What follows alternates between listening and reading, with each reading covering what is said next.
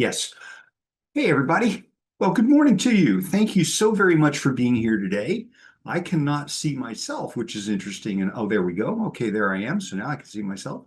All right. So I'm hoping everybody's on this okay. If not, please put something into the chat line. And I'm very excited to be here. We're going to be working on some stuff today that's going to move pretty quick. But first of all, here's who we are. So there's my name. There's my telephone number. There's my email address. I am happy to help you in any way that I can. If you have anything that you need, I have 46 years in real estate, and I'm trying to pay everybody back that helped me when I got started. So hopefully I can help you here today as well. So thank you to our Orange County Association of Realtors. Very excited to be here for making my presentation today possible. I am a member as well. And here's some credentials for me. Broker, I have a broker's license in several states. Again, I got over 45 years in real estate. I teach attorneys continuing education on real property law. So getting pretty good at what I do, I think. So again, I'm happy to help you at the highest level. Okay. And so most all of my presentations can be found at my YouTube website, which is at Burke Real Estate Consultants, Inc. And I've also done webinars for the California Department of Real Estate, and there's the link on your page. I'll leave it there for a second. And by the way, Orange County is going to share all the material that I'm talking about with you today. They're going to share that with you. And so please feel free to go through it. It's there to help you. And this link will be in that PowerPoint as well. So upcoming presentations. So today, obviously, we're going to do holding a successful open house. Next week, we're going to be doing Navigating Change, your guide to buyer representation agreements. And that'll be on the 22nd. I'm sorry, not next week, 2 weeks, on the 22nd of July. That will not be my DRE approved class. DRE is renewing their approval of my class. So this will not be that class because we haven't advertised it as such, but it'll be essentially the same class. So I promise you that it'll be fascinating, and I think you'll learn a lot from it. So that's going to be a good thing. And then every Wednesday evening at 4:30, I do Coffee with Kevin. You're all invited. It's free to Orange County members. Come on in, and we have usually an hour-long chat. Ask the really tough questions. I am happy to help you in any way that I can. So I should have probably said that JD after my name means I have a law degree. I'm a Juris Doctor, but I do not give legal advice. I think we're going to talk, there we go. We're going to talk about that here right now. We're probably going to be conversing on subjects that appear to be legal. I am not a practicing attorney. My trial work, and I do an extensive amount of that, is limited to testifying as an expert witness. Standard of care is my specialty. Did the agent do what they were supposed to be doing? Or can I defend that position? Agents' duties of inspection and disclosure, and then finally market conditions in Southern California. Those are my three bailiwicks. So usually people call me, I certainly talk to a lot of lawyers, so that's for sure. So, and again, I'm happy to help you because you do what I do, and that is you do real estate, and I'm a practitioner like you are. Okay. All right. That being said, our conversation today is not intended to be a substitute for the advice of your broker, nor for that of your attorney. Please consult with them as appropriate.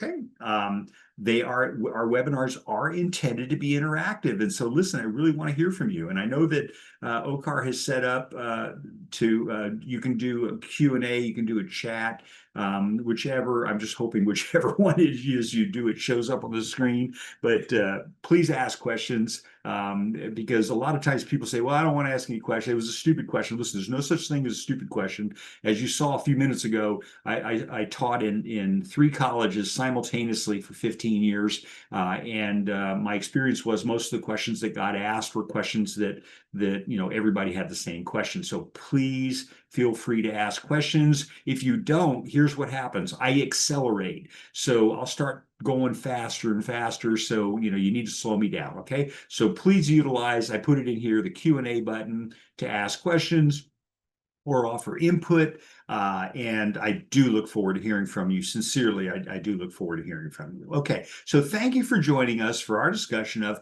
holding a successful open house. And I changed the title because that's what we originally had talked about. I had before it has successful and safe open house. So we'll talk about some safety issues as well, but the title here is holding the successful open house. Okay. All right. Again, my question to you is, why would you want to hold an unsuccessful open house? It's kind of the fundamental way. And again, I was management at three of the largest brokerages in San Diego. And so what we told you to do, to get you out of the office and get you to go to work and get you to talk to people was to go do open houses. We had a list of things that we told you, door knocking, cold calling, things like that. But my experience had always been that the most successful agents were the ones that did their open houses. And we're going to talk about that. And I'm going to just completely change your mind about how you're going to do that. So Albert Einstein coined the term, the definition of insanity is doing the same thing over and over and expecting different results. And so some people have attributed it to Mark Twain, but either way, I think you understand the point. And so my question for you, sometimes we keep doing things the way that we have always done them, and we expect a different result. Okay. And so I will tell you some stories today that of how we've been very successful with our open houses. So if you've done your open houses a certain way, may I ask that you keep your mind open for something different? Okay. So a lot of people, they talk about, oh, open houses, it's from 1 to 4 on Sunday. Well, I'm going to tell you that's probably the worst time to do an open house. Okay. And again, in addition to my experience, I also have researched all of this, and you'll find that in the package that Orange County makes available to you. You'll find some ancillary forms in there. We're going to talk about those today. What forms should I bring to the open house? And then also a lot of articles that I've read on the subject as well. Okay, so holding an open house, like real estate, is not a passive business. Okay, and so let's put that another way. Real estate is a full contact sport. It really is. Okay. The more energy that you put into doing your open houses, the more likely that you will have a positive outcome. All right. Let's talk about the 3 stages of open houses. And I'm moving fast. I don't want to overrun, what the time that I have. But let's take a look at the 3 stages. We've got before, we've got the during, and we've got the after. So most real estate agents, especially after you've been in the business for a period of time, will start focusing only on the during, right? Because somehow we feel like if we do an open house on Sunday from 1 to 4, that, somehow we're going to make $1 million a year based on that 1 to 4. Now, I can tell you, I've made $1 million a year. I've made $2.2 million a year doing some of the things that I'm talking about with you today. So, it's certainly my best year. And I was always doing 100 to 125 transactions a year. So I'm hoping that I can help you get to that point. Okay. But you got to focus on the before and the after. The during, okay, we're going to talk about that too. We're going to talk about the after being a little anticlimactic, but we're going to talk about some things that you're going to do. The before is everything is in the setup. So it's all in the preparation. Is everybody okay with that? All in the preparation. The time and energy that you spend in preparation makes all the difference in the outcome. And so we're going to talk about the before. So the before, here's what I get. As management, I would be sitting in my office and agents would come in on Sunday about 1:30, and I would say, how are you doing? And of course, they're like, what are you doing here? Well, I like what I do. I'm sorry. I'm very passionate about what I do. I have a good time. And I wanted to make sure, I'm just in the office making sure that in case people had questions or things like that, because I want to help people, right? So here's the thing. I would ask them, I say, what are you doing? They say, well, we're doing an open house. And I would say, well, when's your open house? And they would say, it's today. And I go, when today? And they would say 1 o'clock. And I said, really? It's 1:30. What are you doing in here in the office? Well, I'm coming in here to get my signs. Okay, so in my head, that doesn't make any sense, right? In my head, you showed up already half an hour late to get your signs. That's the preparation, and you should be at the open house. Does this make sense now, everybody? And so I don't think you need to work this hard. I think you just need to work smart. Okay, so let's talk a little bit about this before, and I'm checking to make sure if anybody has any questions, you'll please let me know. Boy, we have a lot of people here. Cool. Okay, good. All right. Again, I want you to interrupt me. If you don't interrupt me, I'm just going to keep on going. So the before, confirm with your broker marketing pieces. And I'm going to tell you, this is very, very important because, again, I do mostly what I do now is counseling with brokerage firms, helping them get out of trouble a lot of times. That's my job. But confirm that your marketing pieces are done properly. Okay. We just think we're on our own. We just go do things. You need to check with your brokers. So, and those marketing pieces need to be DRE compliant. They need to be NAR compliant. I had a case just 2 years ago where the broker called me on the phone and said, I've got a letter from the Department of Real Estate that says send us a check for $10,000. And they said, what should we do? And I said, send them a check for $10,000, right? Because if they ask you to do that, that means they haven't opened an investigation into you yet. So you don't want to have that letter, folks. All right. Marketing piece is very, very important. Okay. You want to make sure that you're in check with your broker, DRE compliant, NAR compliant. Again, your DRE number on everything, your affiliation with your brokerage on everything. I get the fact you're on a team or whatever, but you need to make sure everybody knows how to find you. And that's the purpose behind the DRE number, is that we want the public to be able to find you. Okay. All right. What about doing open houses for other brokers? And so I get this question a lot. My brokerage doesn't have any listings. And so, I'm with the red people and I want to hold an open house for the green people. But obviously it's not my brokerage. My brokerage is the red people. So the DRE has said that there may be issues with undisclosed agency, okay? And whenever the DRE says there may, that usually means that they feel like there is. And so here's what happens. And I'm going to show you the solution to this as well. I'm not here to present you with problems. I'm here to show you how to solve these issues. So if you're with the red people and you're holding the green people's open house open, okay, the public coming into the open house assumes that you're with the green people, right? Because that's the seller's brokerage, right? You need to make it very clear with them that you are with the red people, even though you're holding the green people's house open. Okay, does that make sense? Sort of. I'm using red and green because those are kind of complementary colors. But I just want you to know the solution, and we'll talk a lot more about this later, is you need to have that agency disclosure form with you that confirms that you have at least told them in writing now, very important. Okay, DRE likes it in writing. Your broker will like it in writing that you are with a different brokerage firm than the seller's agent. So check with your broker to make sure that it's okay for you to hold another brokerage's firm open house. Okay, check with that, and then get something in writing from the green people, the people that you're going to hold their open house, that says that it's okay for you to do that, that they understand the risks inherent and all that and all those kinds of things. Sorry, the legal thing starts flying through my head, and so I want to make sure that you do this. Maybe issues with undisclosed agency is a huge red flag. Okay. All right. So when you're doing an open house for another broker, DRE has said there may be issues with undisclosed agency. I want you to Google the neighborhood. And why? Because I want you to look at this neighborhood from 30,000 feet, right? I want you to get up here in the stratosphere, and I want you to be looking around. I'm not sure if that is the stratosphere, but 30,000 feet. I want you to look around the neighborhood, and for a number of different reasons. Okay. So you should be familiar with the property that you're going to be holding open. I understand a lot of us show up at the open house for the first time. They've never seen the property before. I'm hoping you've done some research and things like that.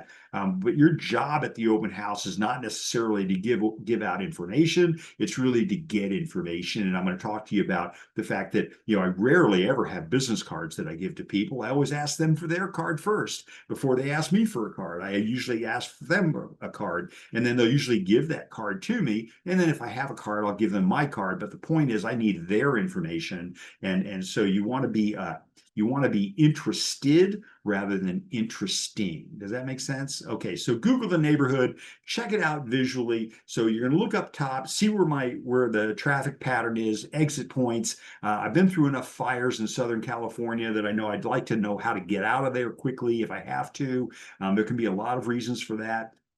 But I want to make sure that I've checked out the neighborhood and I know where everything's going to be. Okay. So check out the neighborhood visually. That means go to the neighborhood before you do your open house. go there, drive around. What's the best way to bring people into the open house? Okay. We're not trying to deceive anybody. We're not trying to do anything that, that we're not taking them by the junkyard. We're not taking them by the used car lot, those kinds of things. We're just trying to be as visually appealing as we can. All right. So we're not, usually you only have one way into the open house. All right. So, and we'll talk about signage here in a couple of minutes because I've got some great ideas for you for signs. So drive the neighborhood, go around through the neighborhood, drive around, see what it's all about, get a good idea of the feel, look where the other signs are. Okay, not just a question of pulling up a CMA or things like that. Let's talk about your safety really quick. And I'm going to pull up my other screen here so that I know where I am, so I don't go too fast. So yeah, we're doing pretty good. Okay, all right. So let's talk about your safety. All right, so we've got preparing an escape route. And so how do you get out of there? So like I said a second ago, I've been through enough fires that I might want to know how to get out of the neighborhood safely and not get stuck in a bunch of cul-de-sacs and get into a bottleneck.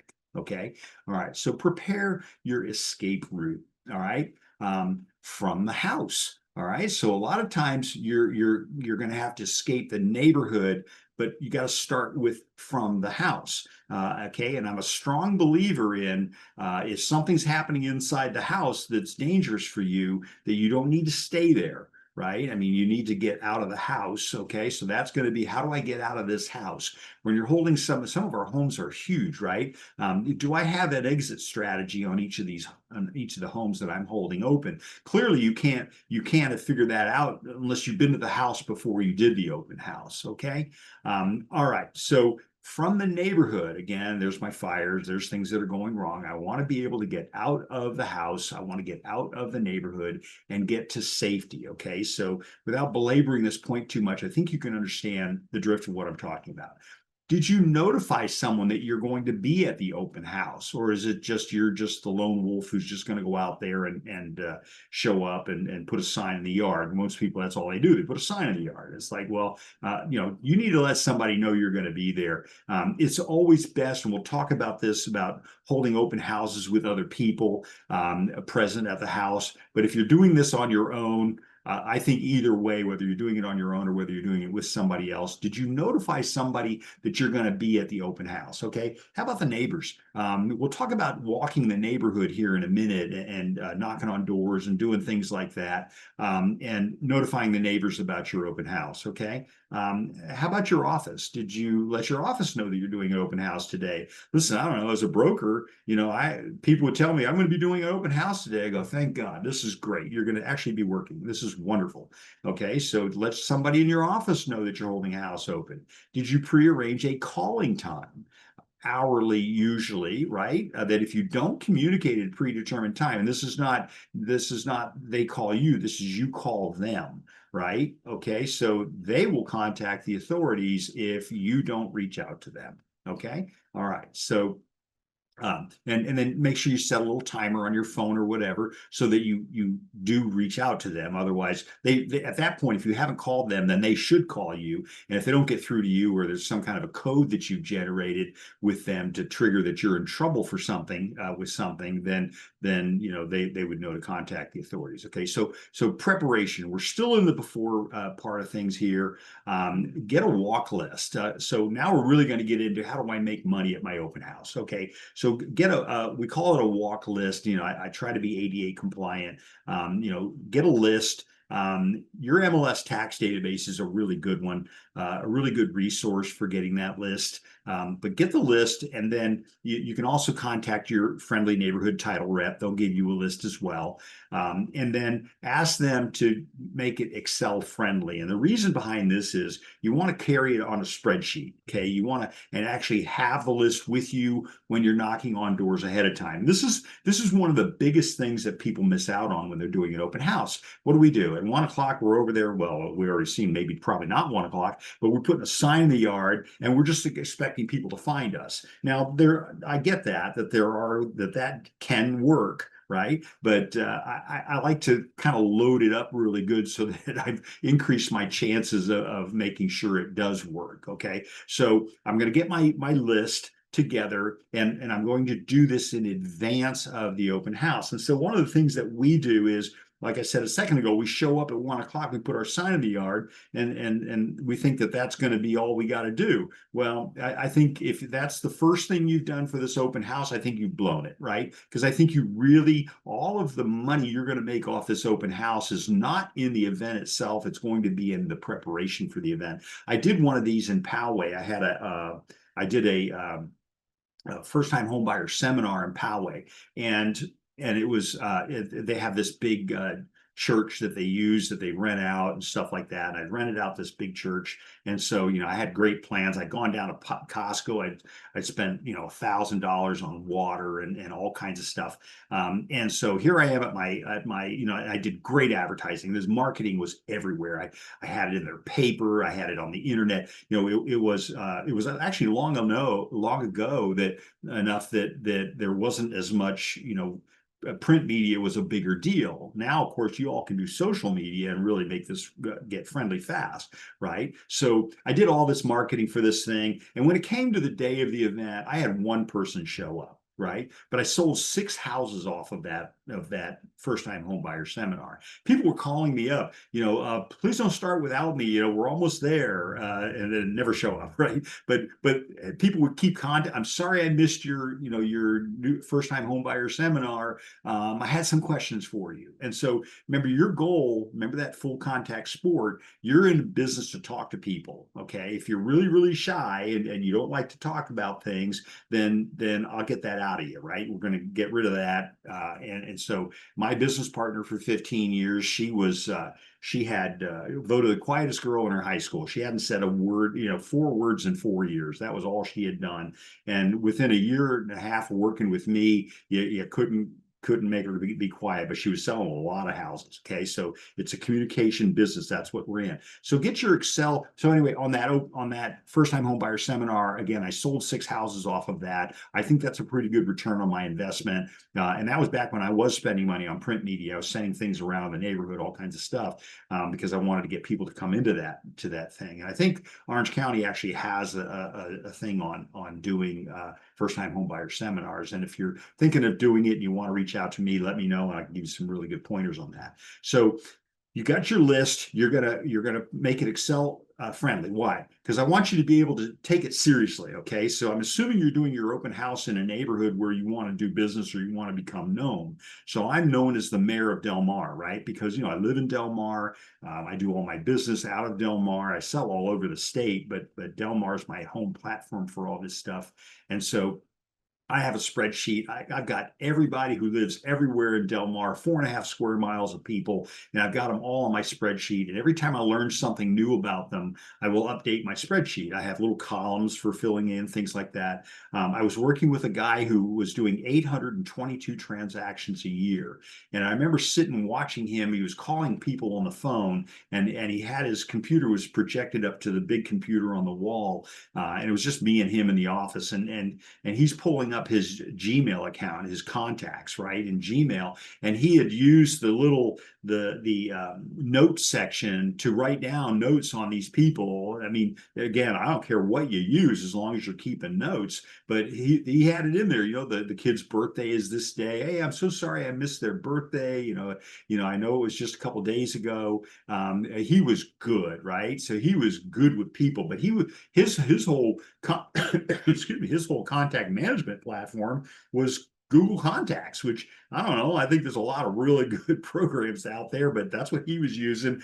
And I don't know, excuse me, he's selling 122 homes a year or 822 homes a year. I think I'm going to listen to this guy. Okay. All right. So that being said, get that spreadsheet.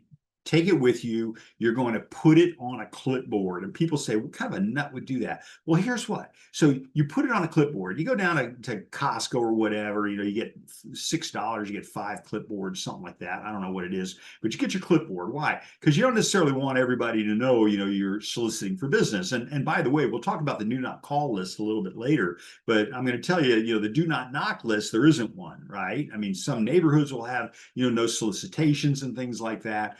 But you're not soliciting for business. You're inviting people to your open house, right? That's not soliciting for business. And if you want to talk to me about the do not call list, could you call people up and just say, I just want to invite you to the open house?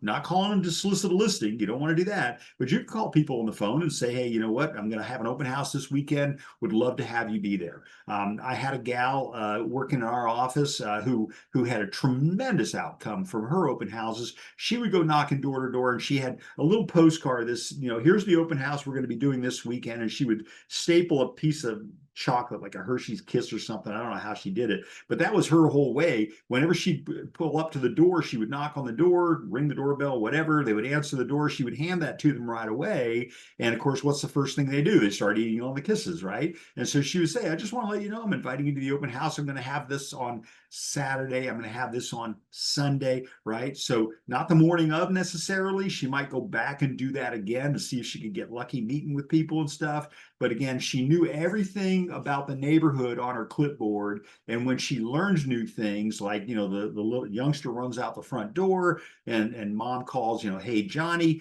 she writes down on her clipboard, Johnny, apparently the 5-year-old on her clipboard. So she has all of her data. So you've already had all these things, I hope, about how to improve your database and do things like that. You want to be taking notes, okay? So your clipboard makes it look like you're taking surveys, all right, rather than trying to sell something. Because who walks around with a clipboard trying to, get you to list their property? That's not the point behind it, okay? So put everything on a clipboard. It makes it looks like you're there for a purpose other than trying to get a listing. Everybody good? So we'll talk more about this a little bit later. All right. So be sure to use social media. And I say that now because, again, I've got 46 years of real estate and doing things very differently than I did in 1979 when I got my license. Isn't that interesting? You've got to be able to adjust, right? And God knows I'm the king of adjusting for things, and you have to adjust as well. And social media is just where it is right now, right? So you're going to do that. I think, remember, you want to distinguish between marketing and advertising. So advertising costs money. Marketing doesn't usually cost money. And you have access to all these sites or places that you do things. For example, when I was advertising or marketing for this webinar today, I went into the big ones. The YouTube, of course, number one, right? Because that's the one that most people go to. YouTube, and then, of course, from there, they let me send it to LinkedIn and Instagram and X and Facebook and all these other places so that everybody knows what I'm doing this weekend, right? If it's going to be on the weekend, I'm going to talk to you about maybe the weekend's not the best time. So we'll talk about that, okay? So be sure to use social media and make sure it's at least a few days before the big event. Don't, not an hour before, right? So I did my invitations. I did them on Monday, I did them on Wednesday, and I did them again today to invite people, to remind people to come to our webinar today on how to be successful at holding open houses. Okay. So, but again, on the day of the big event, and there you go. I practiced what I preach. I did that again here. Okay. So you got Facebook. I just gave you a quick list: LinkedIn, Twitter, Instagram, YouTube. A little warning here, be careful about your message on social media. And I say that because sometimes I see things on social media and I go, oh my God, would I say that to somebody that I didn't know? And interestingly enough, I had a conversation with the Department of Real Estate where they said, we can see what you're posting, right? It's kind of a funny thing that they would say that, but we were talking about some of the crazy things that we see people posting on social media platforms. It's social media. They've got access to it too. So you want to be really careful about what you say. And again, from my legal brain, I'm thinking, am I going to be compromising myself? Am I going to be saying something that I shouldn't be saying? That I can get myself into trouble. I'm not necessarily immune from that, although I've been very fortunate for 46 years. So again, my whole thing now is risk management. As you saw earlier, that's my whole focus is getting people out of trouble, but preferably trying to keep it before they ever get into trouble. I'd rather you didn't get into trouble for me to get you out of it, but sometimes people get into trouble, and so then I'll help you with that as well. But again, subject to your broker and certainly anything, as I said earlier, anything that your lawyer tells you. Okay. All right. So be careful about your message on social media. And we're spending the majority of our time here on the before, right? And there's a reason behind that. So, and again, the DRE, listen, they're looking at our stuff. I can tell you, I was in a meeting with the FBI because, I work pretty closely with law enforcement. And, the FBI was showing us things that they were seeing on people's, I think at that time it was the Facebook accounts. And it was like, wow, you scratching your head going, what are y'all thinking when you did that? I mean, it's like, but they're looking at it too. So, we want to watch out for fair housing violations, things like that. Fair housing, that'll get you every single time. Okay. All right. We don't need a warrant. And this was from Veronica Kilpatrick. And by the way, a plug for Veronica. She's the district manager for the Department of Real Estate, the Southern District manager. She's brilliant. I just love Veronica.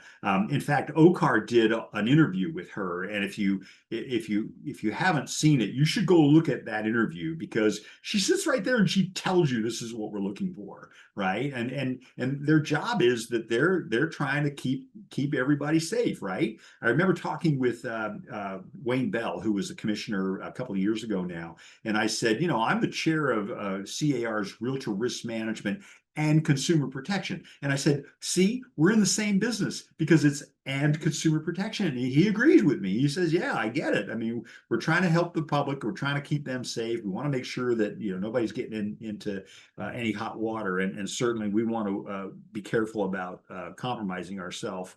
Turning my phone off, sorry. And compromising ourselves. So check out the interview with Veronica. It's on the OCAR website. You definitely need to take a look at that. It's good stuff, right? Anytime Veronica would say something, I'd write it down. I was on a panel with her on real estate related issues with her, Gov Hutchinson, who's one of the attorneys at CAR, and Robert Sunderland, who is a brilliant real estate attorney. He's one of the attorneys for Crest Insurance. So he's brilliant. And we all got up there on the panel and just talked about all the stuff that we were seeing. And of course, we're all saying the same thing, right? But again, if you got questions about things, you need to check with your broker. You can always check with me, but I'm always going to send you back, to your broker if it's something that's a broker question. Okay. All right. Happy to help you in any way that I can. Are you making it look like on your social media page that the house is vacant? Okay, you want to avoid that, right? Because what do we know? We know that vacancy of properties usually opens it up to vandalism, all kinds of stuff. There was a period of time where we had people moving into these homes that they didn't own, stuff like that, and it creates all kinds of problems, okay? So, and your MLS doesn't allow you to put that the property's vacant in the remarks section. Most MLSs across the country, and I'm a subscriber to quite a few of them, are going to say the same thing. You may not advertise that the house is vacant. So you don't want to do that on your marketing either. And so I get that you're going to be taking pictures that you're going to post when you do this. Be careful about giving the impression that it's vacant. Certainly don't tell people that it's vacant because you might also be opening yourself up for some personal risk that they can figure, well, I'll go there. It'll be just the real estate agent. We'll talk a little bit more about that and how to protect yourself on that in a minute. All right. So are you making it look like the house is vacant? Are you making it look like you're going to be alone at the house? You don't want people to think you're going to be by yourself, okay? Clearly, my position has always been that we don't allow people to hold houses, by themselves. The whole list of people I'll give you that you can have come to the open house that are not going to be intimidating to you. So for example, a lot of people will have a partner or something like that. Maybe we'll have a team at the open house, not you and the 3-year-old, right? Somebody who can identify the perp, as we say in law enforcement. Okay. So, make sure that you don't leave the impression that you're going to be alone at that house. All right. Live streaming, should you do that?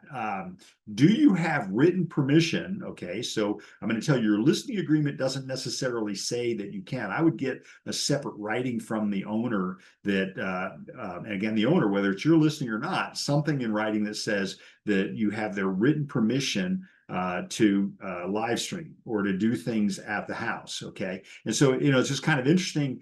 We've all been to open houses, right? We all go on Caravan. We go around through homes, things like that. I have seen some of the most incredibly inappropriate things in people's houses. It's like, did you have the conversation with them about putting things away?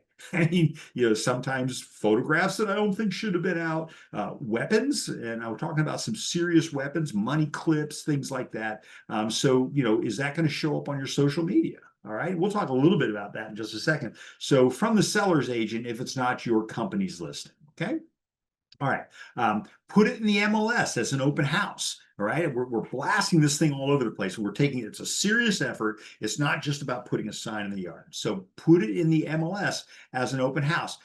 Utilize extensively. You have advertising marketing there. And certainly the CRMLS has great marketing features available to you that you should be taking advantage of. The public's looking at these things. All right. So utilize it extensively. We're talking about saving some money here. Okay, it's easier if you're the seller's agent, right? But if not, ask the seller's agent to do it for you. That's okay too, right? The seller's agent wants to sell the house. Okay, so ask them if they will do it for you. Give them the text. Don't assume that they're going to do it. Send them the instructions of what you want it to say. And again, half an hour before the open house is not the time to do that, because you want to set this stuff up before your open house, okay? But that's a great way for you to get more attraction, especially if you're with CRMLS. Give them specific instructions of what that they should be putting in there, okay? All right, so broadcast it to your database. I think that's pretty obvious, right? You want to broadcast it to everybody you know. I have 10,000 people in my database. Not everybody is going to want to get what I'm going to be sending out. So I go through and I uncheck the ones that I don't want it to go to, right? But broadcast it to your database. They're the friendliest people you got out there. Plus, what else? You're telling them that you're still active in the business of real estate. And, how many times have I heard somebody say, I can't believe it. We've been playing tennis for years and they went and listed their house with somebody else. And so I always ask, I say, well, did you let them know that you were in real estate? Well, they knew I was in real estate. No, they don't. They forgot, right? Something else happened that they forgot that you were in real estate. You need to be a walking banner. See this here? I've got this logo on. I'm a walking billboard. All right, constantly. Okay, so people. The reason I got this was because I kept losing the name badges, right? So I just went out and bought a bunch of shirts, and I can give you the resources for that. Send me an email, and I'll send you resources for you going and getting logo apparel and stuff like that. But you really should be letting everybody know what you do for a living. Prepare your open house signs. So again, not 5 minutes before you're supposed to be there, right? Make sure that they are DRE NAR compliant. Everything should be that way. I spent 20 minutes on a Zoom call the other day showing people how to make their MLS signature line and their zip form signature line DRE compliant. Okay, DRE and NAR. So DRE, I know it's more at home for us that it's they're going to have bigger spankings, but NAR is also an issue. If you are compliant with DRE, then you're probably going to be compliant with NAR. Okay, so again, spent quite a bit of time on that. Wanted to make sure everybody was okay. But the DRE considers your MLS signature line and your zip form signature line as first contact. And first contact is a term of art. The Department of Real Estate says anytime you reach out to somebody the first time, you must have these things in your email: how to get a hold of you, what's your DRE number, and your brokerage affiliation, things like that. Everybody okay with that? Good. Okay. So your name, obviously your broker's name, your 8-digit license number of each licensee in the advertisement. And again, I teach this in several states, and so sometimes we've got different states have different rules. But NAR is going to be the code of ethics, but the states are going to be the law. So you want to make sure at a minimum that you're taking care of the law. But if you're taking care of the code of ethics, you're probably also taking care of the law. Okay. So in some states, it may be optional to have the broker's information. Commissioner's regulations, I put that up there just so that you would have it. And I'm going to go ahead and flip through my screens here to see where I am. Well, we're doing good. Okay, so check out the commissioner's regulations. And again, if you don't have them or you can't find them, send me an email. I am more than happy to send you the commissioner's regulations. And they update them frequently. I'm involved in them updating their position on 2772, which is has the information about the buyer representation agreement and the fact that they have in there about the getting the buyer representation agreement as soon as practicable, which has just never been defined properly. And so we're working on definitions on that. So I am happy to help you with that if you have questions. Anybody have any questions at this point? I'm going to slow down for a minute. Okay, good. All right. Well, not so good. If you have a question, please let me know, okay? Because I want to help you. So open house signs, and this is my favorite part. All right, open house signs. I want you to plan their placement. Okay, what do we usually do? We put an open house sign in front of the house. It's like, well, that's pretty boring, right? How many people are you going to get? We have this theory that for every sign you put up, you get one person, right? So if you put up one sign, you'll probably get one person. Well, that's kind of no good, right? We keep thinking that the house is going to bring them in, and it really isn't. People come out to houses looking at them all the time. And one of the circulars that went out about this webinar was the fact that you're not just attracting buyers, you're also attracting neighbors that are sellers. And so, they're looking around for open house signs, in the neighborhood as well. So plan their placement, and that is ahead of time. And here's what I do. I grab the map of the area, right? Remember that 30,000 foot view, and I decide where the best place is for me to put my signs. This is very important, okay? Where am I going to put my signs? All right. I had an agent working for us who put out 500 signs. He was in the Temecula area, and he put out 500 signs. And I asked him, I said, "Where are you signing from? It sounds like you're bringing them in from the Interstate 8, which is way down in San Diego County." And he says, "Yeah, we got a lot of signs." I go, "Yeah, okay. Now that's a lot of money. I don't necessarily recommend. I mean, build up to that, but 500 signs, wow." He was so busy at his open houses because he had so much traffic from his open, and everybody thought he owned the neighborhood, and certainly half the city thought he owned the whole city, right? And so, but he would have other agents at his open house that he eventually developed a team, and they would work under his ticket there at the house. But then he would have agents from other companies who would want to go with him to the open house too because they saw all the traffic, and so he would work out a referral with them so that if they got a client that they agreed that they were going to pay him a referral fee, whatever that was. But that was the beauty of putting. The more signs you put out, the more traffic you're going to get. That's just a given. Okay. All right. One sign. All right. That's a nice start, but I think you really should always work away from the house itself. Okay. Knock on doors. All right. Now we're not doing door knocking per se as we would, when we're knocking on doors trying to get business. We're knocking on doors to invite people to the open house. Okay. So specifically on street corners, I think in the future I'm going to do a little graphic that shows you where I put things, because street corners are really, really important, right? If we're going to put a directional arrow out, what are we going to do? We're going to put it in the yard of the house that's on the street corner. Now I'm going to show you a neat trick about how to get this done every single time and how to make great friends and a lasting memory from people for you and for your benefit. Okay, so where you plan to place your open house sign. So specifically on the street corners, I want to make sure I knock on those doors. Now, I don't want those to be the only doors I'm knocking on because obviously that's the lazy man's way or lazy woman's way out of it, right? I want you knocking on the doors all the way up on the path, all the way to the open house. Okay, again, remember we said a little bit earlier, I want everybody to know I'm there in case something happens. I want, people to be helpful, be available, okay? Ask for permission. Nobody does this. I talk about this and people go, "Oh, I never thought about that." Ask for permission. Why? Because you're going to put your sign in their yard, right? And so I just did a talk on this on my coffee with Kevin the other evening about, easement and how, people just assume it's okay. Well, it's your fault. Your house is on the corner. I can put my sign right there. No, you can't. They own the property, right? And then the next thing I get is, well, but there's an easement. Well, yeah, but you don't get the easement. You're not the benefactor of that easement. The easement is maybe the city or the county or the state or somebody that has an easement on the property for purposes of sidewalks and utilities and all kinds of stuff, right? But you don't have that easement's not for your benefit. Okay. So ask it. And besides, isn't it just courtesy to ask them for permission? Knock on the door. Hey, I'm going to be doing an open house now. What am I doing? I'm making contact. I'm making friends, right? I'm going to be doing an open house this weekend over there on that property.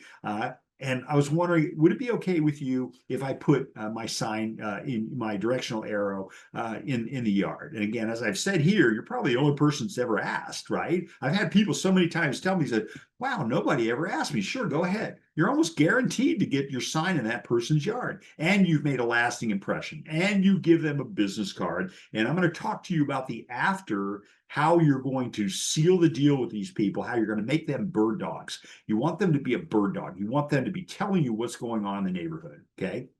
So, because you want to know when somebody else is thinking about selling a house. Maybe you get the listing before somebody else does. Okay. So you want to ask for permission, and then we're going to go back to that house after the open house. Again, this is not a 3 hour deal, right?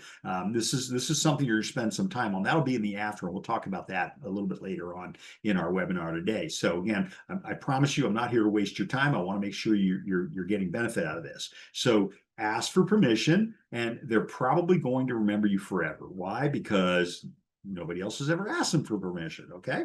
All right. You're going to return later. You're going to give them a gift card as a thank you. And it's interesting. I was talking to another, actually the head of the training department for the largest independent brokerage on the East Coast. And she says she gives them lottery tickets. And I go, really? I mean, she's doing the same thing I'm telling you to do, right? She gives them lottery tickets. So I said, really? Because I was always giving them a coffee card. She says coffee cards are worthless anymore. She says, you give them a $5 coffee card. That's just a good start, right? And I know Linda, $5. No, she got $7 cup of coffee. And it's like, I go back to when it was 10 cents. I don't get it, right? But so I like that coffee card idea. But unfortunately, I like the lottery ticket better. Okay, so invite them to the open house. Again, remember, you're making friends. You want to make sure that they remember you to other people as well. Okay, the more signs you put out, and we already talked a little bit about this, the more traffic you're going to get. Put out at least 20. I think you should have 20 signs. Now, there's all kind. And remember, you got to make sure they're DRE compliant, right? You got to have your name on them, stuff like that. I know that some people go down to the hardware store or whatever. They just pick up a bunch of generic open house signs. And you know what? I'm going to tell you, probably not a good idea. Remember that letter I talked about where the DRE said, send us a check for $10,000? Well, that came from open house signs that had no reference to the broker at all. And so get some spring for some decent signs. I mean, if you're in real estate, I had no idea I was going to be 46 years in this business, right? Are you planning to have 46 years? Listen, I talked to a couple of really big brokers Wednesday night because they come to my coffee with Kevin, and they said the same thing. We had no idea we were going to be in the business this long, but it was that successful that we stayed with it rather than pursuing other opportunities. Okay, and so our attrition rate in real estate is really high, and part of it is because it's more work than people think it is. And so, but the little stuff like this, I think Joe Jelly used to say, and Joe Jelly, I give him credit as being the grandfather of real estate in San Diego County. And I can tell you, he always said, if you're flat broke out of money, hold open houses 7 days a week. And you know something? It was a formula that worked. That was the limit of what he told you. And you would go hold an open house, and then suddenly you just get so busy. And our mistake is we get so busy, we start focusing on all those clients and we forget to keep doing the open houses. Eventually, we run out of a client that we developed at the open house. We got to go back and do it again. But that's, your goal is, when you get that busy, I want to talk to you about hiring an assistant. Okay. An assistant, somebody you're going to have to feed. So 20 signs at a minimum. There's a whole bunch of companies out there. Send me an email. I've got people that print them for so they're not inexpensive, right? But I think you can handle 20 signs. I think it's probably less money than you're going to spend on a parking ticket in Del Mar. Okay. All right. Now is not the time to be frugal. If you're going to spend something, you spend it on your signs, right? I had somebody call me up. They wanted to buy a billboard. It was $500 for a billboard. And I said, well, how many people are going to see that? Right. And it's not very, movable. You can't move it from one place to another. And I got them to reinvest in the open house signs, and they were glad they did. Okay. All right. Check with local ordinances. Okay. And see what their policy is on putting out signs. I know that Del Mar, for example, where I am, for Del Mar, everything's city right away, right? So I'm constantly in a situation where, I just buy a whole bunch of signs and they're going to take a bunch of them. I say steal. They say, no, there are violations, so it's not stealing. So they take our signs, right? So it's like, I just keep replacing the signs. So, at the end of the day, I've had some interesting encounters, like the one house I was holding open on 9th Street where they said, well, your open house sign's in the city right away. And I said, well, no, it's on the property. And they said, well, we have a right of way there. And I go, really? How far does your right of way go? And they looked at their little map and they said, pretty much up to the front door. I said, so you're telling me I can't put an open house sign in this property because you've got a right of way for that entire yard, the entire front yard? They said, yeah. So you know what I did? I opened up my sunroof in my car and I put it in the sunroof, and there was no ordinance about putting it in the sunroof. So So anyway, we get cute, we get clever, but that's what we do. We're in real estate, okay? So your DRE NAR compliant open house signs are probably the best marketing investment you're ever going to do. Okay, people think it's the business cards. It really isn't. Remember what I said earlier? I'm going to ask them for a card, right, before I'm going to give them my card. If you offer your card, they're going to say, and then you say, can I have one of your cards? They're going to say, oh, no, I got your card. I'll call you. How many of you have heard that before? I'll call you, right? My father, God rest his soul, used to say, and he was a broker for 40 years, and he says, he called them be-backs. Oh, I'll be back. Yeah, you will. Never coming back, right? I need to hook it now, okay? As part of that, being aggressive about things, but open house, easy. Business cards, okay, I've got boxes of business cards. I leave them at the restaurant when I'm because I tip well, so I leave them at the restaurant because maybe at some point, and I've sold houses to people that were there, service people that were there. So it's not a bad idea, but handing them out to passersby may not be as good a deal unless you captured them some other way. So think about what political candidates do when they're running for office. When a political candidate is running for office, what do? They got signs everywhere. All right. I remember code enforcement at Del Mar used to tell me, oh, we call that the silly time. What is silly time? Well, silly time is that we just really aren't going to get in front of it because there's that argument that political signs, we can't interfere with that kind of thing. And I'm like, seriously? So I like the idea of putting out. I had a guy. His name was Mel. I won't tell you his whole name, but this is 20 years ago. He put out so many signs in Del Mar that everybody think he had all the listings in Del Mar. So, capture your neighborhood. If you're just going to capture a subdivision, then do that. Remember, my nickname is the mayor because everybody thought I was the mayor of Del Mar. And so, but that's because I'm highly visible in town, more so than city council is. I wouldn't want to be mayor. It's a lot of work. Okay. So run for office. That's what you need to be doing. Okay. All right, lead people in from major intersections. We've talked about this already. Be sure to check local ordinances for their rules. Ask the owner occupant. Ask the owner occupant to put away personal items. All right, I gave you a quick little list. Pictures clearly. Okay, again, I've seen some pictures that, sometimes I thought they were putting them out on purpose, but it was like kind of weird, right?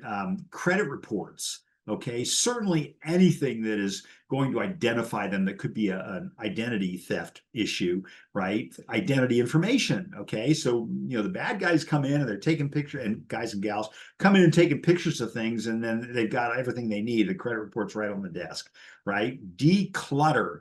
Okay, so what do we call them? Tchotchkes, right? You want to get all that stuff out of here. You want to declutter the property. Skeleton crew, right?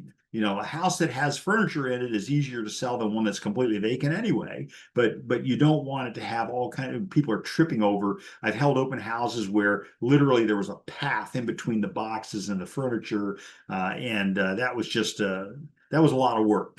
There were other better open houses to do, but declutter, ask them to declutter. Okay, it's really not your place to be cleaning the house up before the open house. Drugs. So listen, prescription and non-prescription. Okay, and we're going to talk about this in a few minutes about the advantage of having somebody with you at the open house. I was interviewed on Channel 8. They asked me, there's this big rash of people stealing medicines out of people's open houses, and I said, yeah, and they said, what are they stealing? And I said, well, they're not taking your cholesterol medication, right? They're taking the heavy lifting stuff. They're taking the opioids and things like that. And so and where do they go? Go up to the medicine cabinet in the what do we call it now? The main bedroom, primary bedroom, whatever it is. And so they're going up there. That's how they split you up in the open house, right? They engage you in a conversation. They see which one is going to, they determine which of them is going to have a better rapport with you while the other one goes upstairs, just look around really quick. And they always show up 15 minutes before the end of your open house, right? They're always there at 3:45 because they think you're going to do, open a house 1 to 4. So jewelry, you clearly need to be putting away jewelry, money, passports, social security cards, bank statements, things like that, tax statements, valuable artwork. We had a series of thefts in Rancho Santa Fe where the video people were going through videotaping the house, And, you know, we had like a Van Gogh, you know, a signed piece of work that somehow disappeared. You know, somebody broke into the house and took off with it. Well, they saw it in the video. So be careful about that. I would not let anybody else video or do anything in your house, in your listing, unless you've got the owner's permission, right? So you have that SELI form.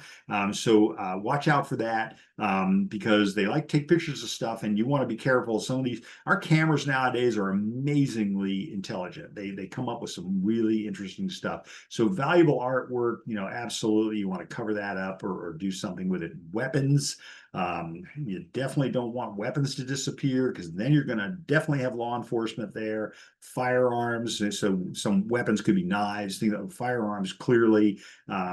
Toothbrushes and toiletries, I probably wouldn't leave those things out.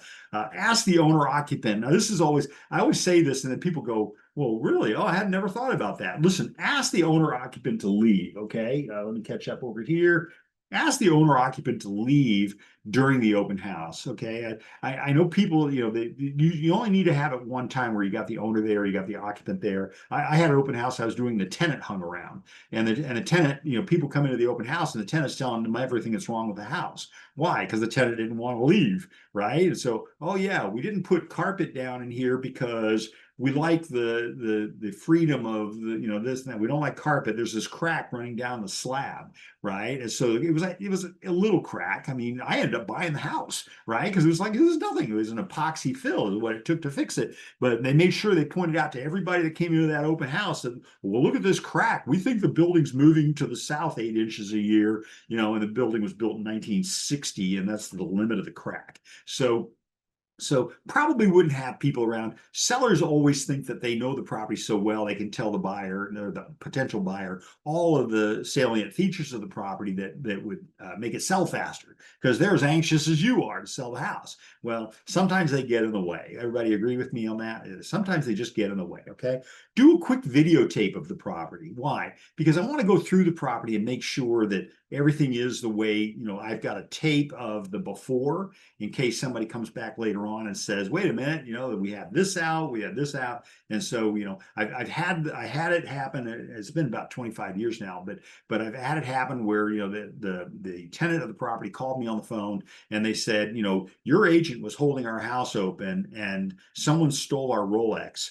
And they had sent me an email. And so when they spelled Rolex in their email, it was Rolecks. So if that's how you're going to spell Rolex, you know they don't have a Rolex, right? So, you know, because they misspelled it. Okay, so these are the kinds of little things that we have to deal with. But the problem is that if you're the only one, you know, and you don't have proof of what the house was like, so just get a quick little video. You know, take your phone with you and run the video portion of things to so that you can at least defend the fact that, you know, there was no Rolex out or other thing like that. Do a quick videotape. Okay, again, I do a lot of these safety seminars, safety webinars.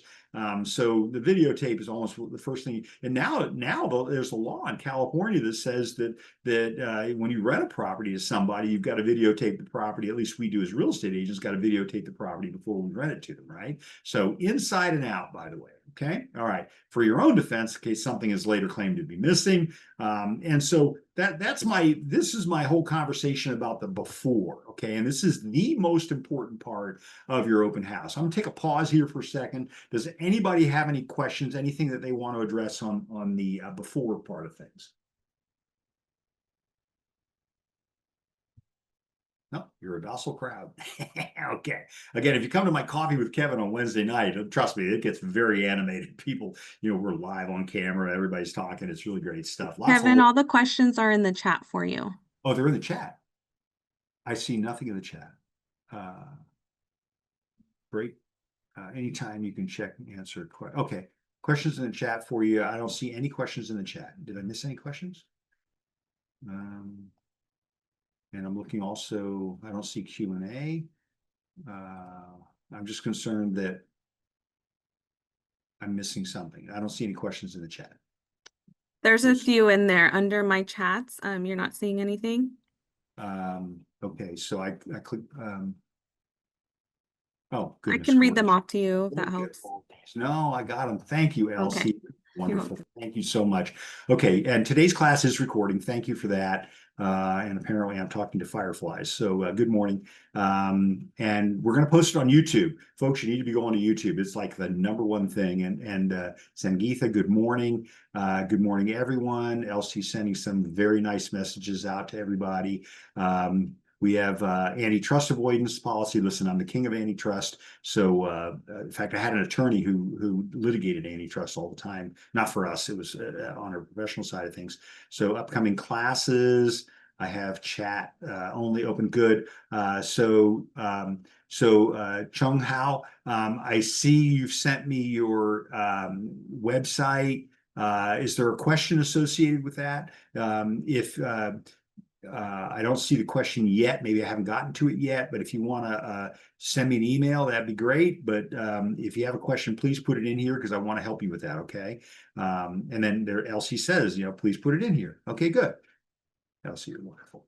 Class handouts. Elsie's also put a link in here to all my handouts. So we're going to talk about some of my handouts because we're going to do part of this is going to be about the forms you should have with you at the open house, right? Mr. Trink says, I use that all the time. Yes, Mr. Trink is an amazing man. Thank you so much, sir. Glad you're here.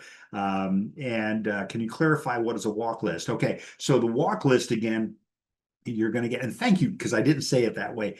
You call it a farming kit, right? A farming kit. When you call it titled, you say, I need a farming kit. They'll know right away what you're talking about. And you want it in Excel. So they will send that database to you so that you can manipulate it, right? I hate to use that word because that sounds really onerous, but that way you can create a spreadsheet. Your clipboard is going to have like 40 pages on it, right? If you're doing a decent sized neighborhood, it's going to have like 40 pages, and you have the address clearly, their name clearly, and you want to know whether they're owner occupied or tenant occupied. You want to be talking to everybody. So thank you for that. Hopefully I'm answering your question. Can you clarify what is a walk list? Listen, I'm a new agent and just started a day ago.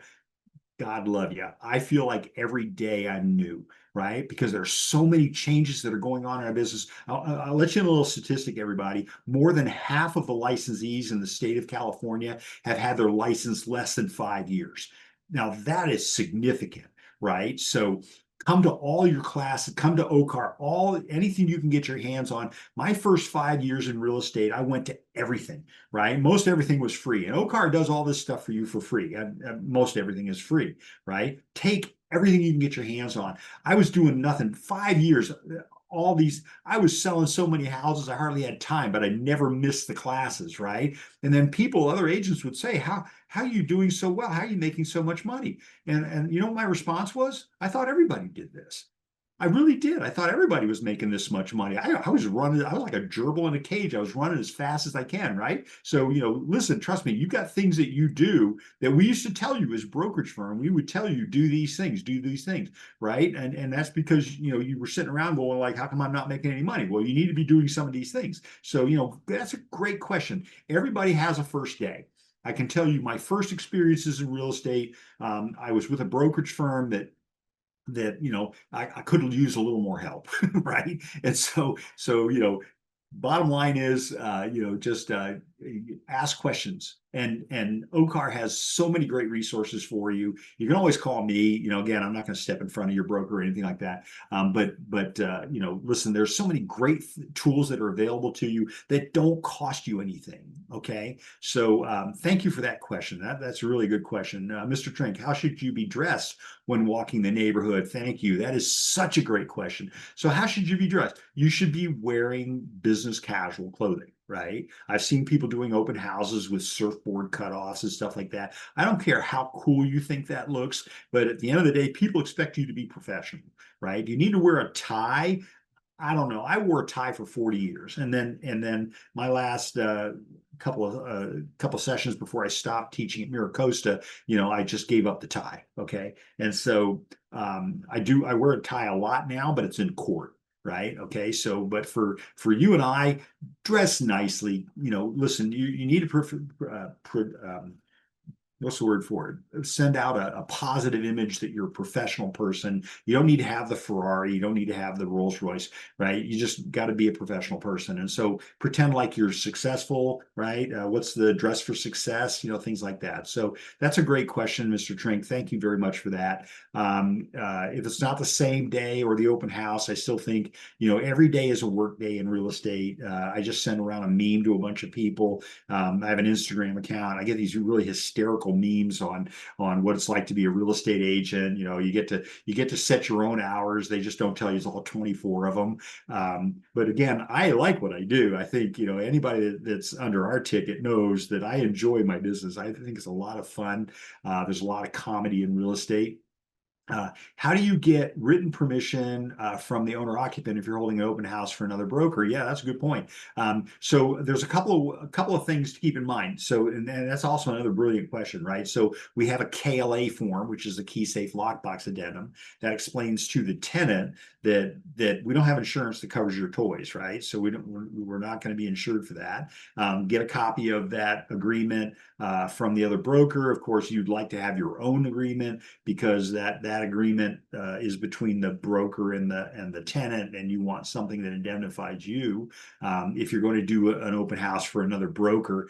And so that's what I would do. That's one of the first things. The other thing is I'm going to do my property visit open house advisory, and I'm going to show you that form shortly because we're going to be talking about forms in a minute, what forms I should have. But that's a great question. Okay, so what kind of paperwork do I need? I don't need to have lawyers do things. I don't see a lot of court cases that would require something more technical, but John says, I just have my name and number on my open house sign. Is that okay? I would have your DRE number on there as well. Again, the DRE's position, and they waffle back and forth on this, and it's our fault. At the California Association of Realtors, we're kind of in the point now where we tell them this is what we think we should be seeing on things, and Department of Real Estate jumps in. Okay, so you should have your DRE number on there. DRE says we want the public to be readily able to find you. Okay, and so depending on their position at the time, you just don't want to have signs that don't have that information on there. And so each jurisdiction is going to have different requirements. Each state will have a different requirement. So go to the dre.ca.gov and put in fact, let me put that in the chat here. So dre.ca.gov and look up their sign under their regulations. Remember 2772, look up the regulations. Again, if you have trouble finding it, send me an email. I'm happy to help you, okay? Elsie, thank you. Yes, Kevin will be checking. Host, can you please inform that there are questions in the chat? Yeah, thank you. Yeah, I know. 12 years of college, right? Okay, so during the break, before and after, I know I'm going to be here after this is over. Break anytime. You can check and answer questions. So if anybody, I don't have anybody telling me they need a break right now, I may do it anyway. Can we use a great question? Can we use a QR code sign? I'm going to tell you that it needs to be a visual, that at least your DRE information has to be on there, your name as it appears. So we got away from, remember how we used to have your name as it appears on your license in all the marketing? Well, part of us shifting over and saying it has to have your DRE number on it meant that you could get away from that. I mean, I've had people actually, change their names because they didn't like their name as it was on their license. That's a very complicated process. Put your DRE information on there. You'll be okay. QR codes, okay. I like QR codes. I mean, I used them in my marketing for this webinar. But the thing is, not everybody does QR codes. So like for me, for example, I don't text, right? So I text with, family, friends, and with our agents and stuff. But in my panel with Veronica Kilpatrick, the district manager for real estate for the DRE, and Gov Hutchinson and Robert Sunderland, we all agree, do not text with clients. Now that's going to create a whole great big thing. So I should probably do a half-hour webinar just on why you shouldn't be texting with people, with clients. Okay. email is forever. If you are going to text with them, make sure you have backup software that captures those things. But I don't want 15 different places where people are trying to get a hold of me. I just tell everybody, send me an email. That's the easiest way to do it. And I've got a record of everything, right? Okay. I'm all about risk management, remember, but I've got people right now. Well, I sent them a text. I go, really, when? I go, I don't really remember. Here, let me look through my text. Now, I'm not going to spend 25 minutes while you're looking through the text. I had a case where the agent's defense was, well, I changed carriers. And so, what the attorney said, because I don't have any of my text messages, and the attorney said, don't worry about that. We'll just go ahead and subpoena them. And they did. They subpoenaed the text, and now they got all the text messages rather than just the ones you want them to have. So QR code, yeah, I got it, but you still want to have that information. That's a great question. Thank you for that. But you still want to have reference to your DRE number and your name. Okay, that's going to be very, very important. Thank you. Those are really good questions. Thank you. And I apologize. It didn't show up as a thing on my screen that said there were questions. So I'm going to go back to the presentation here really quick because I have a lot to talk about. But please ask me questions as we go. Okay. All right. Let's talk about the during. Okay. So now so we started out with the before. The before is the most important time. That's where you're really building your business. Remember, that's your whole goal. Your whole goal is not to do an open house. Your whole goal is to build your business. Okay, so the before, the most important thing. And by the way, I've got tons of resources. They're also available that Orange County has given you in the folder that they shared with you. A whole bunch of resources, all saying the same stuff. This presentation is a lot of that, plus the stuff obviously that I know and that I do that is in addition to all of that. And again, I want you to be successful. I want to help you. So please let me know how I can help. So the during, let's talk about the during. All right. I'm trying to pace myself, find out what slide I'm on. When's the best time to do an open house? Oh, here we go. Now we're going to really stir you all up. Daytime? Yeah, I'd probably do it daytime, right? Evening? Okay, maybe evening. In the dark, probably not, although I've seen people do twilight open houses. Remember, safety, you have enough people there. 1 to 4 p.m. Okay, depending, right? Friday, Saturday, I think those are great times to hold open houses, right? Monday, why? Why Friday and Monday? Well, Friday and Monday because people are coming into town on that job interview, or they're exiting on Monday to go back to where they're from, right? Vacations, people do weekends, stuff like that. I want to be available for them. Yes, I agree with you. Your traffic will be lighter. Do you care how many people show up for your open house? Or do you care how many houses you sell off of your open house? Think about that for a second, right? I don't care. If I have 100 people and I'm spending all my time shifting through them, trying to find the meat, trying to find the ones that are really serious about buying a house, or do I want to make it so that, I have the productive people, the people that really want to do something at that open house, okay? I'm all about, the ratio of how many sales I get from my open house. And if I've got 100 people coming through on a Sunday, for example, and I don't sell a single house, well, I've wasted my time. And then that can be a little discouraging, right? Okay, so Monday, Sunday. So Sunday seems to be the day that everybody wants to hold their house open. Here's my thought. Rather than 1 to 4 on a Sunday, because remember, if everybody, if anybody's out there doing an open house, they're going to be doing it on Sunday from 1 to 4, aren't they? Right? So do you want to be out there when everybody's doing it, taking, getting only what's left over from people, or do you want to hold your open house Sunday 10 to 1, right? Because everybody else is doing 1 to 4. So Sunday 10 to 1, 4 to 7. Think about that for a minute, okay? Now, I understand that's 6 hours. That's almost like a job, okay? But Sunday 10 to 1, 4 to 7 tend to be the most productive time. Think about it for a minute. You show up to do your open house at 1 o'clock and there are people waiting at the door, right? That means you're late, right? Doesn't mean you're really late. It just means that they're out looking before you got there at 1 o'clock. And so if everybody else is holding an open house from 1 to 4, they didn't get to see them either, right? What about 4 to 7? They're coming back from the beach. The day is towards the end. This works best in the summer when the days aren't actually longer. The days of light are actually the times of light are actually greater. I've had open houses that run up to 9 o'clock at night, right? And I'll tell you why. Because I started them at 4 o'clock. And that's when people started coming, and everybody else has gone home, right? All the other agents have gone home. So I'm like, okay, well, I'd like to be there when the real buyers are out there. Okay. And that's the whole point behind this. Does that make sense? All right. So Sunday, 10 to 1, 4 to 7, everybody's going to think you're a nut, right? Everybody in your office will think you're a nut. But when you start selling house after house after house, because you are getting the client rather than, getting the leftovers kind of thing, then this is the secret to success. I have found in my experience with all the years in business that I've been in, right? And again, over 100 transactions a year, okay? 10 to 1, 4 to 7 on a Sunday, if I'm going to do Sunday. If I'm going to do Saturday, Friday, or Monday, I'm going to do 1 to 4. Fine, I'll do it in the middle of the day. Okay. But the key optimal time, if I'm going to do it on a Sunday, it's going to be from 10 to 1 or 4 to 7. Is everybody okay with that? I mean, I know that's not what people tell you, but that's just the way that it is. It's my experience. I might know a little bit about this. Okay. Make sure that you have your reliable cell phone at the open house. So check that it has signal strength from the open house, not from your house, right? So question, I like Sunday 4 to 7. Curtis, absolutely, you nailed it, right? What we used to do, and I'm sorry, I get so excited about this, but I had a business partner and we would hold open houses. We would show up at 10 o'clock in the morning, and then at 1 o'clock, one of us would go to the beach. And then at 4 o'clock they'd come back, and we would but we figured, well, the other one would go to the beach. Well, no, we couldn't because we were so busy.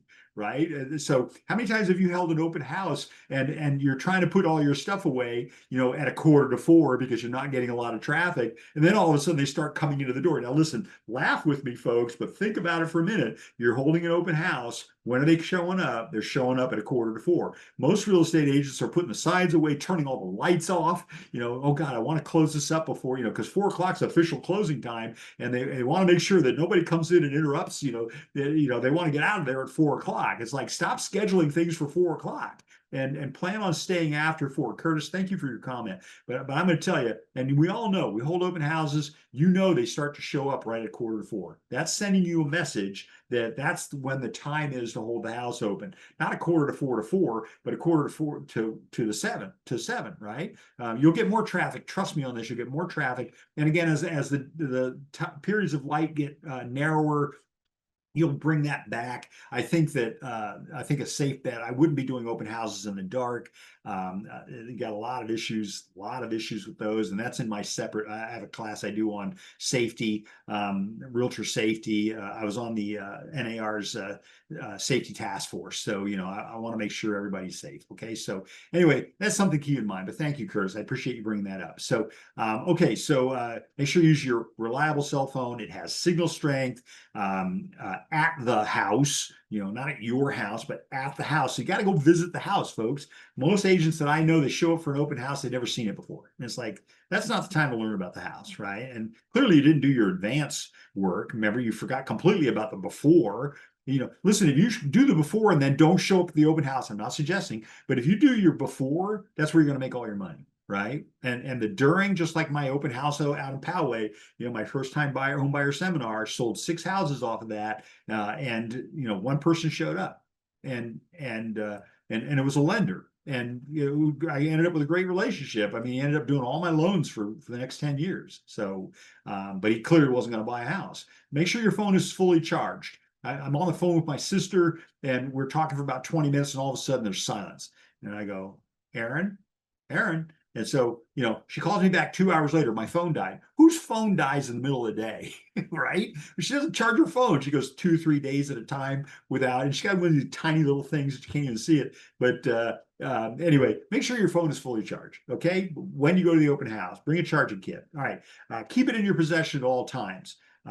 Carry on a conversation when you're showing the property to people that have come in so that the receiver on the phone can hear the conversation. Because, if there's a problem, you want them to know right away, okay? The person standing in front of you knows their visit is being monitored as well. Don't keep talking to them, keep the phone in your hand, but don't hang up on the person you were speaking with, if it's somebody that can identify the problem at the time that it occurred, okay? All right, as you arrive at the open house, and this is something a lot of us miss too, you're selling houses with your senses, right? The buyers buy with their all their senses. Sweep the house. I don't mean break out a broom and do all that. Go through the house. Look to make sure that all the doors and windows are secure. You want to make sure, right? Because if you get in there and there's a door open or there's a window open, there's a possible safety issue for you, much less the house, right? So check and make sure that all the doors and windows are secure. If the property is not secure, it might be best to exit the property, notify the seller's agent, right? And then notify local authorities. Again, use your brain. Don't walk into an environment that gets you into harm's way. Okay. Listen, we hear about it too much. Every year we lose somebody in real estate. And most times it was because they were by themselves at an open house. Okay. A lot of those are that way. All right. Okay. Remember that MLS rules require you keep the house key in your possession at all times. And this swept the country, right? Because real estate agents, and I got to tell you, back when I got into real estate, we'd leave the key in the door, right? Why? So we wouldn't lose it. Well, I've had that phone call as management. I've had that phone call where somebody said, the key is, I can't find the key to the house. And I go, well, where did you leave it? And they said, well, we left it in the door. And I'm like, somebody took the key. Now, how would you like to be the owner of the property or the occupant, the tenant of the property, knowing that somebody's running around with their key? Okay, so definitely don't leave the key in the door. That's something we used to do. You clearly don't want to do that anymore. You want to make sure you keep the key in your possession all the times. It's an MLS requirement, okay? Not left in the door lock. All right, when you're showing the property, direct the customer. I call them a customer because they're not a client until they sign the agreement with you to be a client. Okay, so they're only a customer at this point. Direct them, right? Rather than leading them. We go through in front of them in the house. We go, oh, and here's the bathroom. It's like, well, I know what a bathroom looks like, right? I mean, do you have to tell them it's a bathroom? I don't think so. I would be behind them. And it's not just for, the fact that they probably want to run on their own, but you want to be with them. Do not leave them unescorted, but you're also allowing them to look for what they're looking for without you thinking you have to keep talking. You don't have to keep talking. Remember, we're going to talk about that in a second. So limit the number of visitors in the property at a time. I've had people say they do that. Consider staggering the visitors. Somebody comes in, lock the door behind them, go ahead and show the property, put a sign out on the thing. We're showing the property right now. We'll be done in 5 minutes, something like that. I've had people do that. Okay. Lock the door behind each entrance, maybe, if that's what you want to do. Let's talk about presenting the property, ambiance, so versus concealment, okay? Not in its natural light. Be careful the pictures you take of the property. I had a lawsuit where again, all these are other people's lawsuits, by the way, but they had photoshopped out the power lines. So the property had power lines on it, and they photoshopped them out. Well, and then of course the buyer coming from Connecticut, wait a minute, you didn't tell me about these power lines. Okay, so all right, Flora, how long before an open house I need to put up open house signs?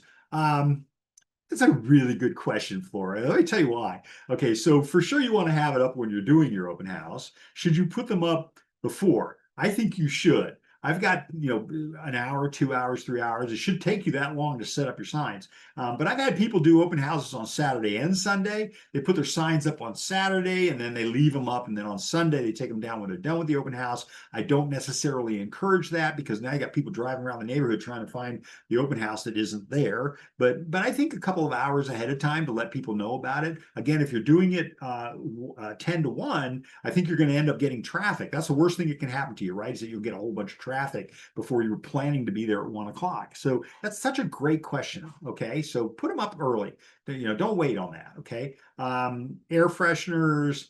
Question is, are you trying to hide something?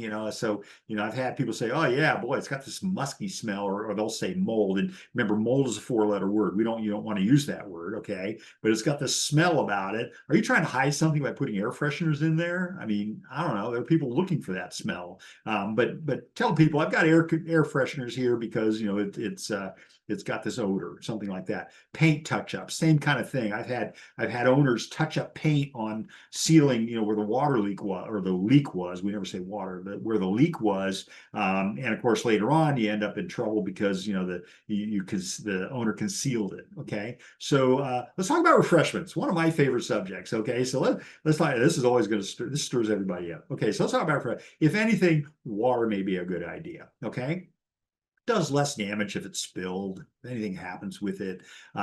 With your personal branding on it, you can get these little stickers. They don't cost hardly anything, but if you don't have somebody printing them, send me an email. I will send you the companies that will do the stickers for you. You put them on the water bottles. I mean, you like the disclosures that are on the bottles from the bottled water people, but your personal branding, I think it's a great idea. I think you should do that. Okay. What about snacks? Snacks, all right, but you want something that doesn't make a mess. Okay. So food. How about food? Are you having it catered?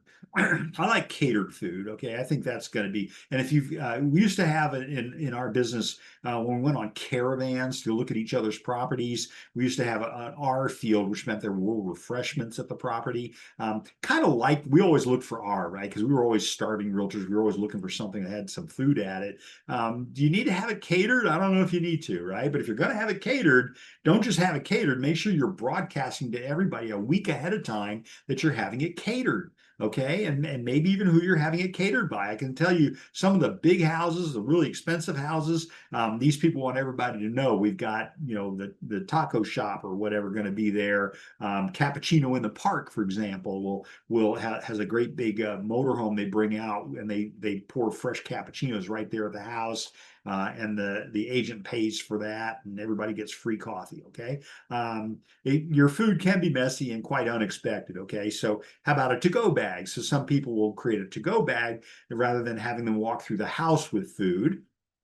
Let's talk about serving alcohol. One of my favorite subjects. And so, you know, Elsie and I were talking a little bit earlier. I mean, I don't drink. Probably a good idea that I don't. I drink a lot of water, right? But let's talk about serving alcohol at your open house.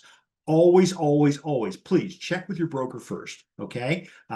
Probably not a good idea. And I can tell you, I was chairman of the board for the Chamber of Commerce in Del Mar, and I used to have to go down and get the ABC permit, which is alcohol beverage control from the state that said we could serve wine, right? But when we were serving wine, and they were all charitable events, right? We were giving all the money to the kids up at Pendleton, you know, stuff like that. But we always had the people that were bringing the wine were also serving the wine, so we didn't have any liability for that. Okay, so probably not a good idea at your open house. Remember host liability, and if you don't know what that is, send me an email. I can send you all kinds of articles on how you can get yourself into trouble. I have a lawsuit right now where the real estate agent had a glass of wine, slips on the stairs, and sues because the stairs weren't marked properly or something crazy like that. I mean, it's like, really? And you're drinking, right? And so, you know, got some issues. So if it's open to the public, then you may be required to have that ABC permit. Again, California Department of Alcoholic and Beverage Control. If it's open only to the real estate community, all your friends, right? Best to have it catered by a group that knows when to cut it off, because, you know, I've seen some real estate agents that drink. And so, you know, you want to make sure there's somebody else calling about, you know, not serving you just one more for the road, but rather saying you've had enough. Okay. And when to ID attendees, because you have to be 18 in California to get a real estate license, but sometimes people show up that, you know, that aren't real estate agents. And so I've seen some open houses with 200-300 people on the caravan open houses. All right. Flyers. Now, heads up.